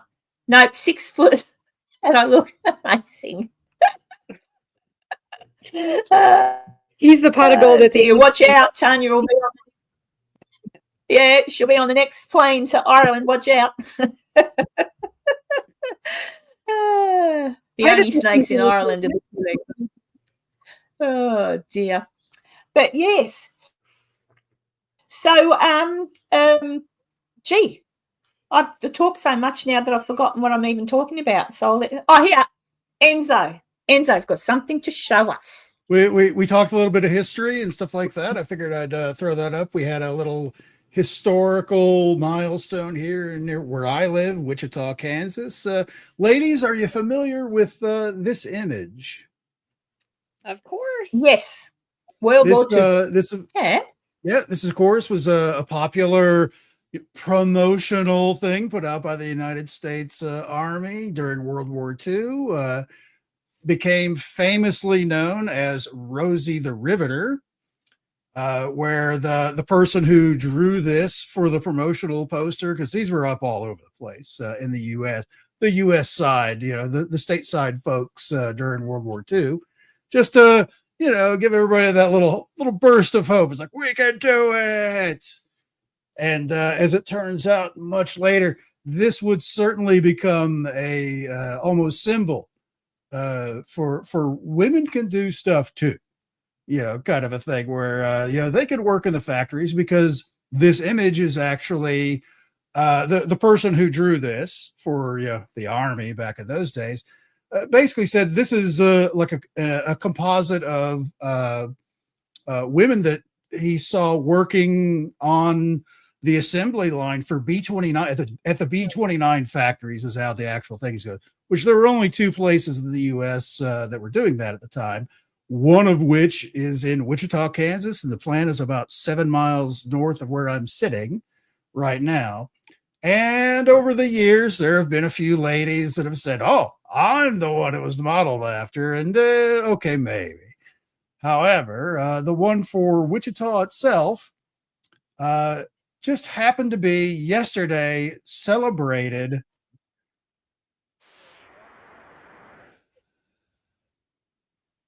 We lost you, but we've got no sound. No sound? What? No sound. Well, anyways, this lady, here she is, 100 years old yesterday, worked, back in the 1940s, just a few miles north of where I'm sitting, building B-29s, which mostly worked, the Pacific Theater. There were certainly a few things that happened at the very end of the war that involved B-29s, but I'll let you figure that one out on your own. And she is still alive and happy and celebrating here. She's like, I can't believe I made it to 100. I never imagined I'd make it to 100 years old. Where her and her family, very, there she is, Connie, Wichita's own Rosie the Riveter. And she, the folks from the Air Force Base came over and visited. And this is, let me slide back. This is an actual B-29. This is Doc. That kind of Liz was built at these plants. She probably had her hands on this aircraft back in the 40s when it was originally built. Only one of two that are still actually flying today, and it is loud. When it take off to the south, passing by where I live here in Derby, Kansas, my whole house shakes. It is so loud, those things. But it is amazing to see. It's just a beautiful thing to see that B-29 is still flying today. But just wanted to point that out, that that little piece of history that I feel everyone can be a little proud of that, still going today. Cool. Rosie the Riveter lives. She looked pretty good for 100. Usually when women get to 100, they start to get very frail. Yeah, she still looked really good. What's Kevin saying? Big glowing booms, courtesy of the B-24. There were a couple of B-29s towards the, the very end of World War II that dropped a couple of big bombs in Japan that kind of ended everything. So brought it to a very climactic change, climactic end, I should say. But yep, there you go. Well, there you go. Women are important.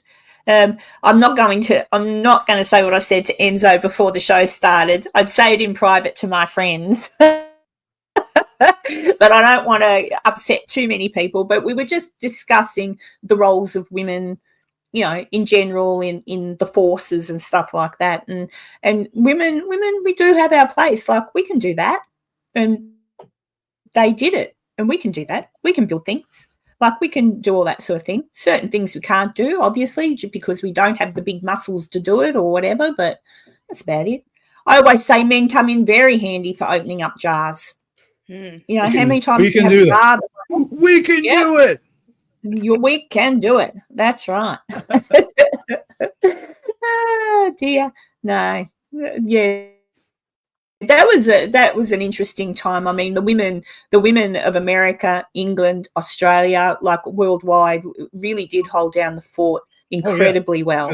Every able-bodied man at that time, they're fighting on the front, either Europe or in the Pacific someplace. Yeah, and especially even World War One, so many of them didn't come home, which was a huge, had so many repercussions down the line that you lost half of your male population, or maybe not half, but felt like it. Some towns, all the boys went off, all the young men, especially the country Victoria, for example, and the same in America. You had small towns where all the young men went off to fight in the war and didn't come home.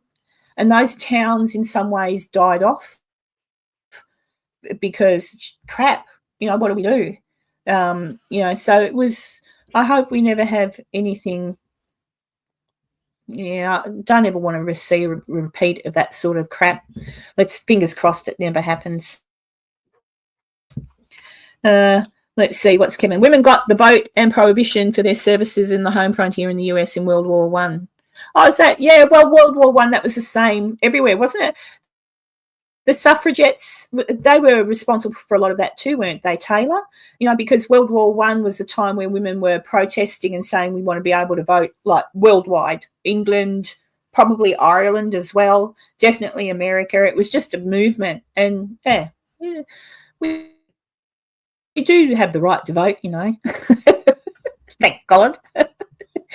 But there you go. Oh, Erwin said, US men would be lost without women, probably out rooting in the bins with the bears. Right, fighting the bears. That's my corn dog, damn it. I put up, in my room, I've got an Australian flag, an American flag, and I've got another flag. Actually, my friend, you know, Connie Small, who looks after the mules, she said, get that flag, Karen. And it was Second Amendment. First Amendment is freedom of speech. Second Amendment is right to bear arms, correct? I think. Yeah. So it's a flag with the Second Amendment, some of the wording on it. And my girl said, oh, what have you got American flags for? And I said, because I don't know. Maybe I was American in another life. I said, I just love American and I love Australia. I've got a soft spot for England too. But I haven't got an English flag up. With the word bear in it? What was that? What was that, Taylor? Did you pick that amendment specifically because it has the word bear in it? Yeah, that was it. Yeah, the right to bear arms. Bear arms, to cuddle a bear with its arms. Bear. That's for natural born right arms. Yeah. Yeah, I don't know. I've always been. Did I bring it up here? No, I didn't. I must go and get it. I've always, ever since I was, and I'm told I'm probably boring people here that I've said this before, but when I was a very, very little girl, I used to watch American TV all the time, and then I had a book on all the presidents. I had a book about all the different presidents. I was obsessed with American history, the Civil War. I got obsessed with probably around the time a certain Patrick Swayze was in a show called North and South. And I watched that and read the books. The books are brilliant. And then there was another show which people may remember from when they were little. Jess and Taylor may well be too young to remember this show, and probably Enzo's too young, but a show that was on TV in the 70s called Roots. And it had tons. And I remember that Kunta Kinte and all that sort of thing. And I remember watching that and thinking, oh, wow. And then I watched a movie with Denzel Washington in it where they portrayed the regiment of black soldiers. And I'm like, oh. So I've always been obsessed with learning about American history because it's so much. It's such a, and it is, here's me an Australian telling Americans continue to be proud, but it is what happened with the signing of the Declaration of Independence and everything. That's something the American people should never forget and realize they stood up for themselves, and from out of that came a really good country that for an awful long time, everybody, not all people, there's some people that don't, but most countries aspire to what America was then and what it was for a long time. And hopefully it'll get back to where it was once as well, because they should just be proud. Like when you read the history and you realize what those people went through all the way back then and how hard they fought for their freedom and everything. I'm Australian and I'm proud of America. Like I think it's a brilliant, and I'm sad that it came a time over the last couple of years where people would say, oh, if you hang an American flag, no, if you hang an American flag up, you're proud to be an American because you know your history.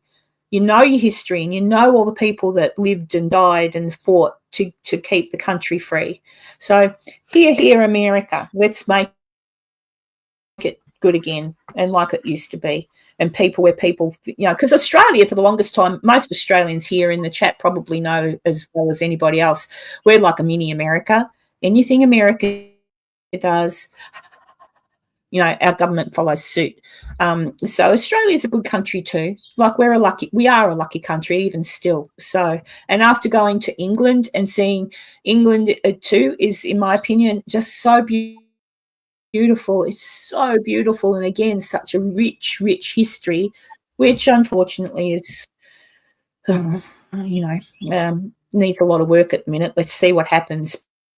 But I think, like the Americans have, and all that sort of thing, I think England will rise up and go, hey, we want to get back to where we were, please. We were like England was a really well thought of country as well, But I don't know. That's my politics for the day. But that's just why I've got the flags up, because I'm proud. And if I could come and live in America and be an American citizen, I would, because that's how highly I think of it. And all my friends, just about all of you, are American. And I think you're all brilliant and friendly and smart. I just love it. Hi, We'd love to have you closer, Caroline. Yeah. Oh, well, you wouldn't get rid of me if I could actually move there and live there. Oh, dear. What's Kevin say? The War of Independence was very much touch and go. So many times it could have gone south for the revolutionaries. But thank goodness for the brilliant, if flawed men at the helm, and thanks to France. Yeah, France did help us out, didn't they? I know that France went into Canada, that hence, whatever. Like, yeah. It's interesting. And France, what year, the 1800s, wasn't it, that they gifted, I was going to say us, I'm not even American, when they gifted the Americans a Statue of Liberty, that would have been a feat to get that to an America. I know it comes apart. I know I've seen historic photographs of them making it, and that it comes several apart. Big chunks to get it laid out there. Yeah, that would have been quite a job. So yeah, at one time America and France really liked each other. Yeah, At the moment, I don't know. He's I a huge scholar of Napoleon and French studies. So he's a great one to ask. He probably knows by heart what year we were gifted the Lady Liberty. Yeah, I did. It was. I'm trying to think if it was before. I'm pretty sure it was after the war, the Civil War. It was. I'm sure. And I can't. I did know, but I can't remember what it was for. And it might have been something to do with the War of Independence. It was something. It was like America did something to help them, and vice versa. And yeah, France gifted the Statue of Liberty to the United States on July 4th, 1884. Does it say why they did it though? I mean, obviously Independence Day. It had to have been. It had to have been something to do with the Revolutionary War. It had to have been. I'm not seeing anything right off the top of my head here. But given that it arrived and was dedicated on July 4th, it makes sense. Right. And I still have to be there in America. I've been there for Thanksgiving, which was awesome. I'd like to be there for Halloween one year, and I definitely want to be there for the 4th of July. I was there in May. Is May Memorial Day? What's in May? If you're going to be here for Halloween, you need to be at Jess's house because she has a very special layout that she does specifically for Halloween. So, yeah. Ooh. Yeah. Yeah, I'd love to. I'd love to be at someone's house that does all that stuff, and then stand at the door and give the kids candy. It's kind of my whole town. My whole town does like a really big Halloween. So Halloween, of course, in the States, is like trick-or-treating and the houses decorate, door-to-door candy and all that. And my town has like special houses. So we have a house that gives away fresh cotton candy, and we have a house that gives away fresh popcorn and foot-long pixie sticks and things like that. And at my house, we do fresh funnel cake, and we have a huge walkthrough. You can get up on Facebook and see it. It's called The Nightmare on Bradley, and we open at 5, and it's full walkthrough. We completely decorate front, side, and back of our house, and you walk all the way through it. It's all Tim Burton movie related. So like The Nightmare Before Christmas and Alice in Wonderland and all those that you can think of. And you walk through all of it, and you get your fresh funnel cake and candy and head off to the next house. So that's what we do. Your house, is the picture, I've just found it. Hang on a second. What am I doing? There we go. One of my screens has gone behind. Photos, there we go. I just dropped a link for The Nightmare on Bradley in the chat as well. So if people want to check that. Oh, cool. Yeah. Hang on. I'll do that. Here we go. And then I'll share the screen. Present, share screen, window, this one. I think this works. There we go. Look at this. Oh, what's that? That's some of the stuff. That's some of the stuff that we got for Christmas. That's actually a Beetlejuice Scentsy warmer. Oh my God! Do you put this up in the? Yeah, that's our. Is this up at your house or? Yep. Oh my gosh! Wow! Check this out. Yeah. Well, maybe I should aim for Halloween. Wow. That looks like such fun. We don't, some places in Australia kind of go out of their way, but not too much. Is this, I did put up, sorry, go. As I recall, Jess sets up like a little path so that like the kids and, the parents that are escorting the kids kind of wind their way around, and then they get to the back where everybody can get their own little personalized little treat there at the end. Your funnel cake. Yeah. Yep. Wow, this would have cost you a freaking fortune. Well, we've been doing it for a while. This is our this was our like 9th year, I believe.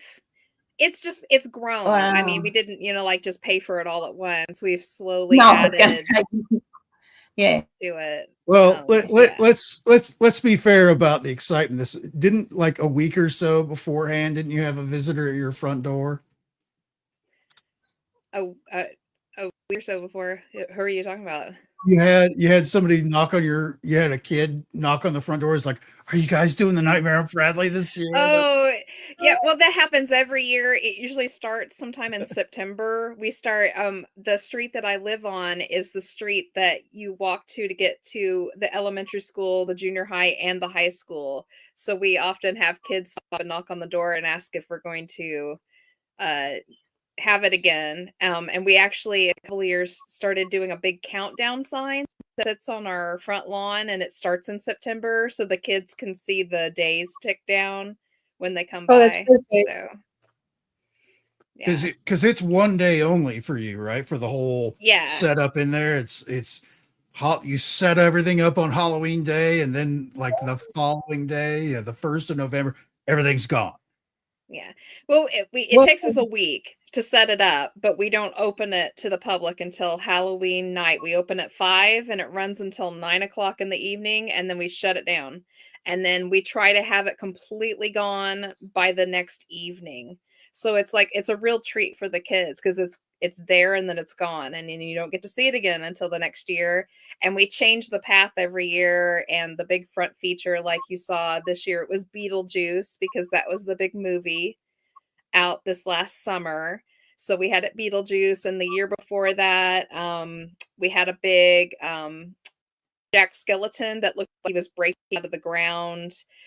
We've had a wall of pumpkins before because I collect the foam jack-o'-lanterns that you can buy in the store. I have 78 of them. So we had a wall built up, and if anybody's interested, you can go look. If you go to my Facebook page, the Nightmare on Bradley, you can go back through all the photos, and there's also a video walkthrough of every year, so you can go back and watch all of the old walkthroughs. It's fun. Yeah. I'm just going to make sure, because I'm going to look at it later. It looks super cool. Because, yeah, here in Australia, some people, some people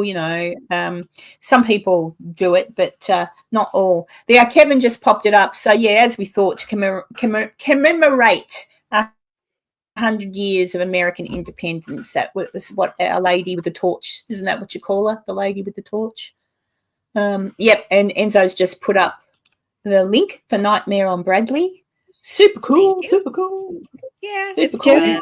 Kids come from miles around, right? To go through there. They do, yeah. We get them clear from Tulsa, which is about an hour and a half away from us. Yeah, it is. Yeah, it's fun. So my little town, we only have 2,000 people in our town. We really do that old-fashioned American style Halloween where kids still go door to door. Parents feel fine about letting them go off on their own, candy, and even the kids maybe can't get out and collect candy because maybe their parents work. Our churches here have hay rack rides, and you can drop your kids off at the church, and the church will load them up and drive them around everywhere. And like go to her house. Yeah, I was talking about, we have all these little specialty houses that serve, the cotton candy, and it's really like fair food at a lot of these places. And so when COVID happened, and a lot of the towns shut down, my town didn't. It was at the end of COVID, so we were out of the bad spot, luckily. But our town was one of the few that reopened when Halloween came, and we had Halloween. And because of that, a lot of the local bigger cities brought their kids into Caney because they couldn't trick or treat in their own cities, and they wanted their kids to have have some fun trick or treating. And so yeah, and well, they loved it. They found out, in our little town, it was safe to walk around again, and you didn't have to stay right there with your kids or, be stuck to your little apartment complex. You could just go, and we had all this great food. I mean, even like our fire department, they hand out like full-size candy bars. Wherever you go, you get. Oh, you've got the library firemen. gives that. Yeah, the library hands out books and popcorn, Oh, and dear. so Wow. That's it's just if fun. you're Yeah. if you're wondering, anyone, that's one of my favorite doggies. That's the doggie I have in America when I haven't got my doggie. That's Leica. Sorry, Where is Jess, she gone? didn't mean to take away from your talk there. No, she took away. No, Yeah, you're it's fine. a beautiful dog. Yeah, she's totally a beautiful.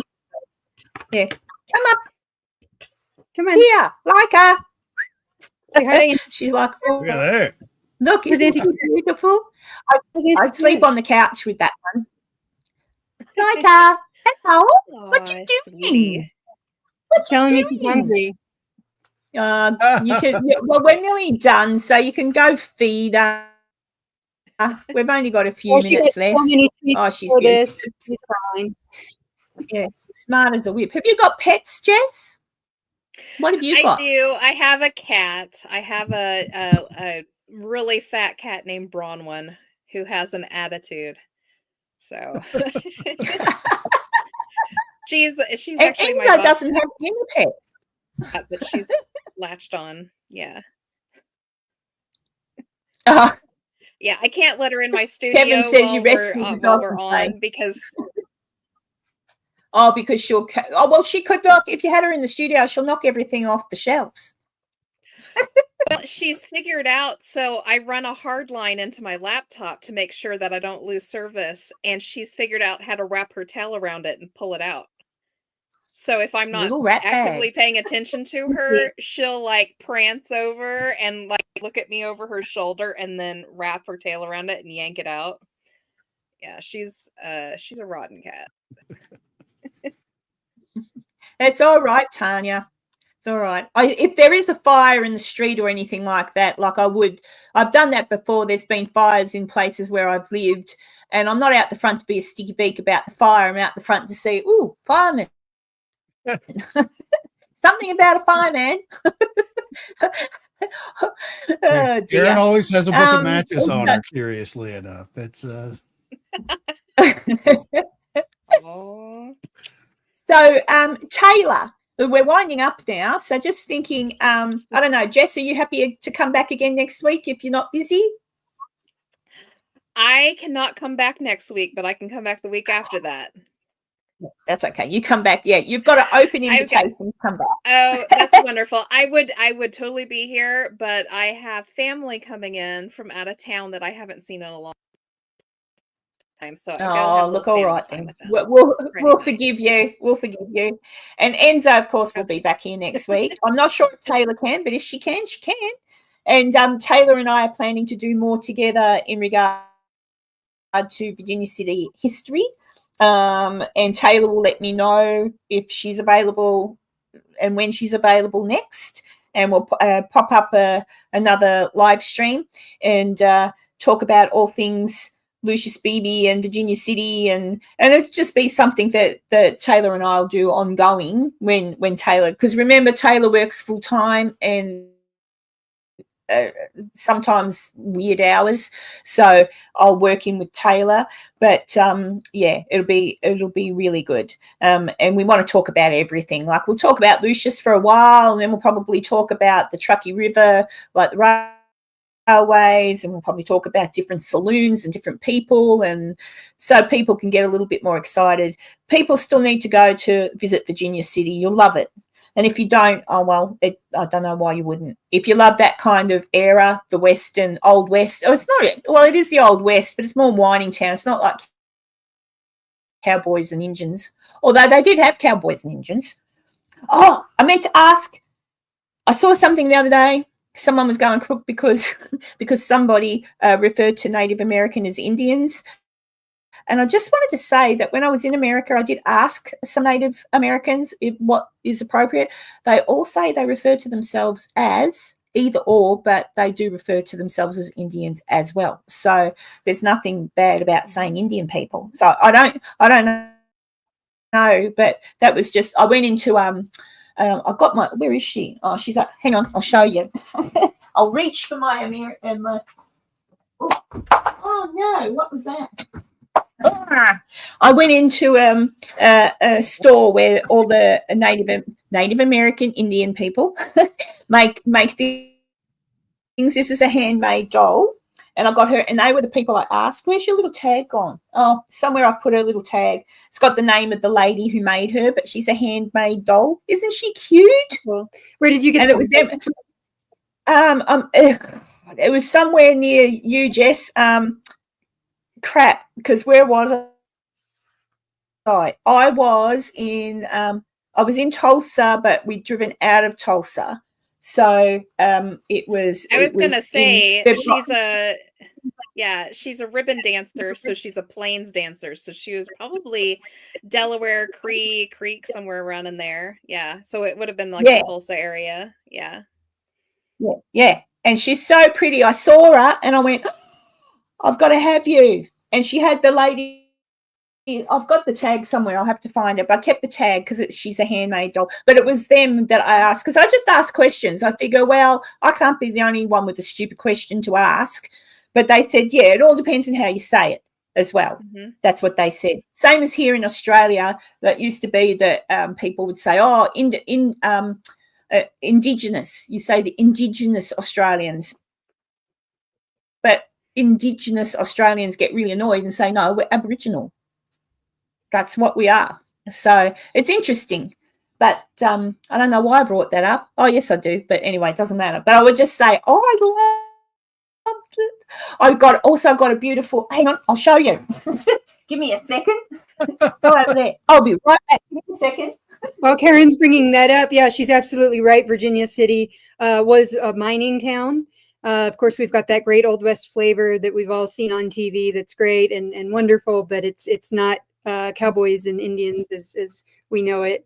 You can thank Bonanza for that. I was about to say, Little Joe and Hoss aren't stirring up trouble at the bar there. No, never have, never will. But well, they've stirred up trouble, but no. But we did have native populations here. We had the Washoe tribe and the Paiute tribe here. So we're Native Americans or Indians. Cowboys, not so much. It's really hard to wrangle cattle on the side of a mountain. I've got that book yet still to read. Oh, yeah. I was just thinking of Dennis and the time you got to meet him out at the Sutro Tunnel and got his book. I was just thinking about that today randomly. Oh, wonderful. And he signed my book. Love that, and man. he said, to Karen, my new friend from down under, Dennis. But I've still got to go through that. But I went in because a silver stope. Now, this needs a clean because it's silver and it's been in. I haven't worn it for a year, but a silver stope in Virginia City. Judy has a lot of handcrafted Native American / Indian artwork or jewelry, and I don't see it needs a clean. So I don't know. Hang on, let me hold you the right way. I'm holding you the wrong way. I don't. Oh, it's. Oh, come on. Oh, bugger! You can't see. Oh, hang on. Maybe if I hold it there, it's actually an eagle, but it's on silver and it was made by. It's in a book, and I also brought. I should clean it up and show you again next week. But I also brought this, which is a necklace. It's all handcrafted. It looks so. It's usually silver and shiny. But it was on there. Yeah, this was made. It's got a. What do you call the little red birds? A cardinal? Like a Catholic priest name. Cardinal. Yeah, cardinal birds. They're cardinals. Oh, hang on, where are we? Oh, no. Oh, there's a nice. It's beautiful. But it was made. This one was made in the 1950s by an thing. And then the store where I got my dolly from, I got this. This is handmade too. Can you see that? It's a necklace. Oh, perfect. Perfect for you. Isn't it beautiful? And it's got turquoise on the thing. Yeah, that's beautiful. I'll put it on. But yeah. But that's painted on a feather? Yeah, it's not paint. It's silver, and then it's pressed stone. There's turquoise. So see that one? You can't quite see. I'll take a photo. But it's turquoise. It's turquoise, and I'm not sure. She did tell me I'd have to go in and see Judy and say, what was that again, Judy? But it's all stone pressed, so it's all like stone. What do you call it? Like not crystals, but it's stone. So they're pressed. It's not paint. It's yeah. So it's one of my favorite things. But I love America. Did you know that? I kind of gathered that. Yeah, I do. So be proud, fellow Americans. Except I'm not American. I'm Australian, but maybe I was American in another life. Who knows? I lived in Virginia City, and I owned a store. Actually, I reckon I could have owned a saloon. I could have ran a saloon. I could have been like the lady in that Old West show that ran a saloon. I could have been anything, really. Miss Kitty on Gunsmoke? Yeah, I could have been just like Miss Kitty on Gunsmoke. I got addicted to watching those shows again when I was in America, because Connie has got the cable TV there. You've got in Virginia City there. You've got a TV cable thing that runs, and they play that Magnum. All that. There's an old. That's all Western all the time. That's my favorite channel. You got Me TV there? Oh my God! Yeah, and I'm just sitting there watching all these. And there's another fella. See, I'm getting carried away now. I'm supposed to end this stream. I'm talking too much. But there's another Old West TV show, very famous, and I can't think what it was called. But the guy who played the main character, I think the main character was named really handsome, and for his day, really well built. Like he was tall, and I just can't remember what the name of the show was. He had chiseled jaw and really handsome man. I'll think of it and I'll let you know next time. But I got addicted to watching that too, because every now and then he'd take his shirt off. And I used to think, oh my God, he's like long dead probably. But he was not, back in the day, if a man in the 40s, 50s, even 60s took their shirt off, they kind of had that funny gut. They didn't have the six pack. Do you know what I mean? Like they were fit, and they weren't fat or anything like that, but they just kind of didn't have the abs. It was just kind of like their chest would stick out, right, and they'd suck in their gut. And I used to think, okay, but this guy would take his shirt off. And this guy would take his shirt off and it would be like, oh, like you saw, he obviously worked out all the time. Little House on the Prairie. No. We're going back really old TV, like late 50s, early 60s. Like James Arnaz from the old Gunsmoke series? There was a Have Gun Will Travel. I'm just going to Google it. There's a million. There yeah. Yeah. Is it like James Garner, like Maverick, or? It's another good option. Yeah. Was it in black and white? I typed in Old West show handsome man, and it came up. I'll show you. Cheyenne. Hang on, where is he? Well, I would like Cheyenne. Isn't that the Indian name? Cheyenne. Yeah. Hang on. Yeah. Let me.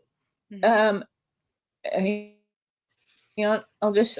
This is only a. Why can't I find an actual picture of him? Old West handsome man. I can't believe I did that for a search thing. Crazy. That's what come up. Old West handsome man. Oh, and I've never seen this before. Yeah, very handsome. Yeah, well, that's a drawing. That's a drawing. But hang on, let me see. I'll go here. Look. Yeah, that's the game from.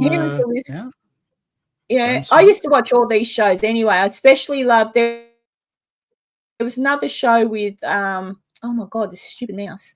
Not him. Dun dun dun dun dun dun Bonanza. Ponderosa gang right there.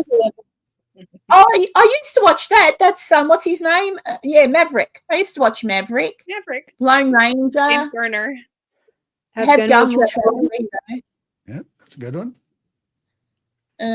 Oh, that's a new one. Wagon Train. I used to watch all of these. Oh, what's this one? Oh, I haven't watched Yellowstone. Anyone watched Yellowstone? I don't know.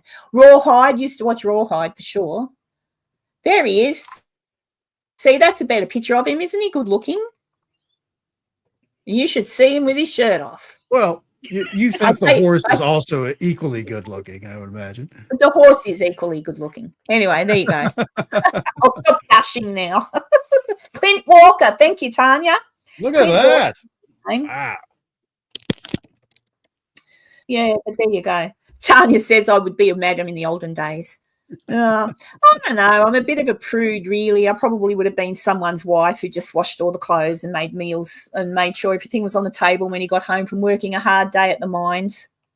That probably would have been more me. You know, go down to the local store, buy a jar of jam. No, I would have made my own jam. What would you buy at the store? Back in the day, flour. Salt. Some salt, some linen to do some sewing and put together your clothes. Oh, imagine that, Taylor. Imagine that. Back in the day, unless you were really, really rich, you had to make your own clothes. Jess, don't you live not that far from the Little House on the Prairie Museum house, I guess? Yep, I do. From when they lived on the creek. Yeah, I'm about 20 minutes away from the original home site, the homestead site. Yeah. Oh, Wow. They have it. They found the original foundation. They built the cabin on it. Yep. They rebuilt it. Yeah. Did you know? Kevin just said I would have churned my own butter. I think I was watching something the other day and I thought, how did they make butter? Well, they just kept doing the milk, didn't they? They just got the full cream milk and just whipped it until it turned into butter. So anyone can make proper butter. That's just how you do it. You just keep mixing until it goes super thick. And you can put a touch of salt in it if you want. I wouldn't. I'd be healthy and have the saltless butter. I wonder if they put salt in it so it lasted longer back in the day. We should Jess could do it too. We could all do it. Enzo could look into what hang on, I'm getting to the point of something stupid here. Hang on. Enzo could look into what mining men, what a typical day in a miner's life might have been. Like from when he wakes up in the morning till when he falls asleep at night. And then Taylor and Jess and I could look into different age groups maybe of what females did back in the day, what their day was from beginning to end, or maybe even certain professions. What might have a madam done for a job? Yeah. And we could talk about that because people forget, like, you know, even when I was a little girl, there was not takeaway. There was takeaway. There was Kentucky Fried Chicken, things like that. But, geez, that was that wasn't like it is now. Possibly every couple of days people are getting takeaway. Like my grandma, my mum, even myself up until a certain time cooked all the meals. Like there was none of this running out to get takeaway if you couldn't be bothered. You were bothered. You had to cook dinner. My nana always made sure Grandpa would get home from work at 4 p.m. We ate our dinner at 5 and it was already on the cook when Grandpa walked in the front door. He'd walk in the front door, he'd kick off his boots and stuff, and he'd go and sit in his lounge chair. Nana would bring him a cup of tea and a biscuit, and she'd say, "How was your day, Bill?" And he'd talk about, oh, blah, blah, blah, and she'd go back into the kitchen and cook dinner. And the house was spotless when Grandpa got home. That was how a woman ran a household back in the day. And Grandpa passed over the money every week. All he did was earn it. Nana ran the household. So, you know, things were different back in the day. It's a pity it's kind of changed. Yeah, that sounds like a fun idea, Karen. I could do like the day in the life of a teacher, since I work at the Fourth Ward School Museum, which was our city. And then Karen, you can be up with them, and Jess, whatever you'd like to investigate. And I'm suggesting that Jess might not have time, but it doesn't have to be next week. It can be, you know, just when we've all done our thing. We can just do a wow. this is what I reckon a madam. I actually, you know what? I reckon a madam's job probably would have been intricate because she would have had to have been managing all of her girls 24/7. She would Yeah. have had to have made sure, she would have had to have been a bit tough or had someone tough working for her because if the men folk got out of hand, they would have had to have been handled and booted out. She would have had to have made sure the linen was washed, the girls were fed, that they slept. Like, there must have been a lot to it. Not as easy as it sounds. Not to mention that a lot of these women may have had children, including the madam. Then you've got to be a mum. Crikey. Yeah, I don't think I would have wanted to be a madam. I think I would have just liked to have been a mum. A mum and the wife of a miner. But I would be interested, Enzo, because Enzo loves mine, you to have a look into that when you get time. What would a miner back in those days have done? Like the ones that worked in Virginia City, for example, who did have maybe a little cottage house that they lived in with the missus. Like, what did they do? What's their day like? Yeah. Like, did they still have to? It depends a lot on where they were, because there were certainly like in Colorado, they had mining camps up in the mountains. They would go from like Denver for a week or two up into the mountains and work at the mines up there, and then come back and blow through all their money and then go crawling back to work so they could get more money to, waste away when they get back to Denver. But that was the typical life of a miner back in those days. Yeah, I just saw Kristen, Taylor and I know Kristen. Kristen's just put up, she knows a lot about, actually you can correct me, Kristen, because as I say, my grandma, I used to watch them do washing in the laundry when I was little, and they had what they referred to as a copper, which is a sink, like a basin, whatever, and they would boil the clothes in the copper, then get them out, and I can't remember what Nana put them in. I think she just put them in the other side of the copper, and then they had a roller. Nana had put the clothes through the roller, which would squeeze them out. He always boiled the floral patterns of the bloody everything because she boiled the clothes. But I know before that they had the washer boards and the soap, and so it was literally just, in some instances, down by the river, if you were not by a river, or just in a bucket of water, and the clothes would get rubbed on that washing board with the soap and then rinsed out and just hung out. Is that how they did it, Kristen? But yeah, the rollers were called a. Yeah, well, there you go. See, I didn't know. I reckon Jess and Taylor and Enzo, myself and Kristen, we could all survive quite well if we went back in time to Virginia City. We just have to, I could see Jess actually performing on stage. She could be an actress. Oh, yes. She could be exactly what I would be doing. Yeah, you could get up on stage and you could be. Yeah, perfect. And, you got the surprise look down perfect. Yeah, that's. I do. Yeah, the surprise look. Oh, there you go. Well, there you go. All right.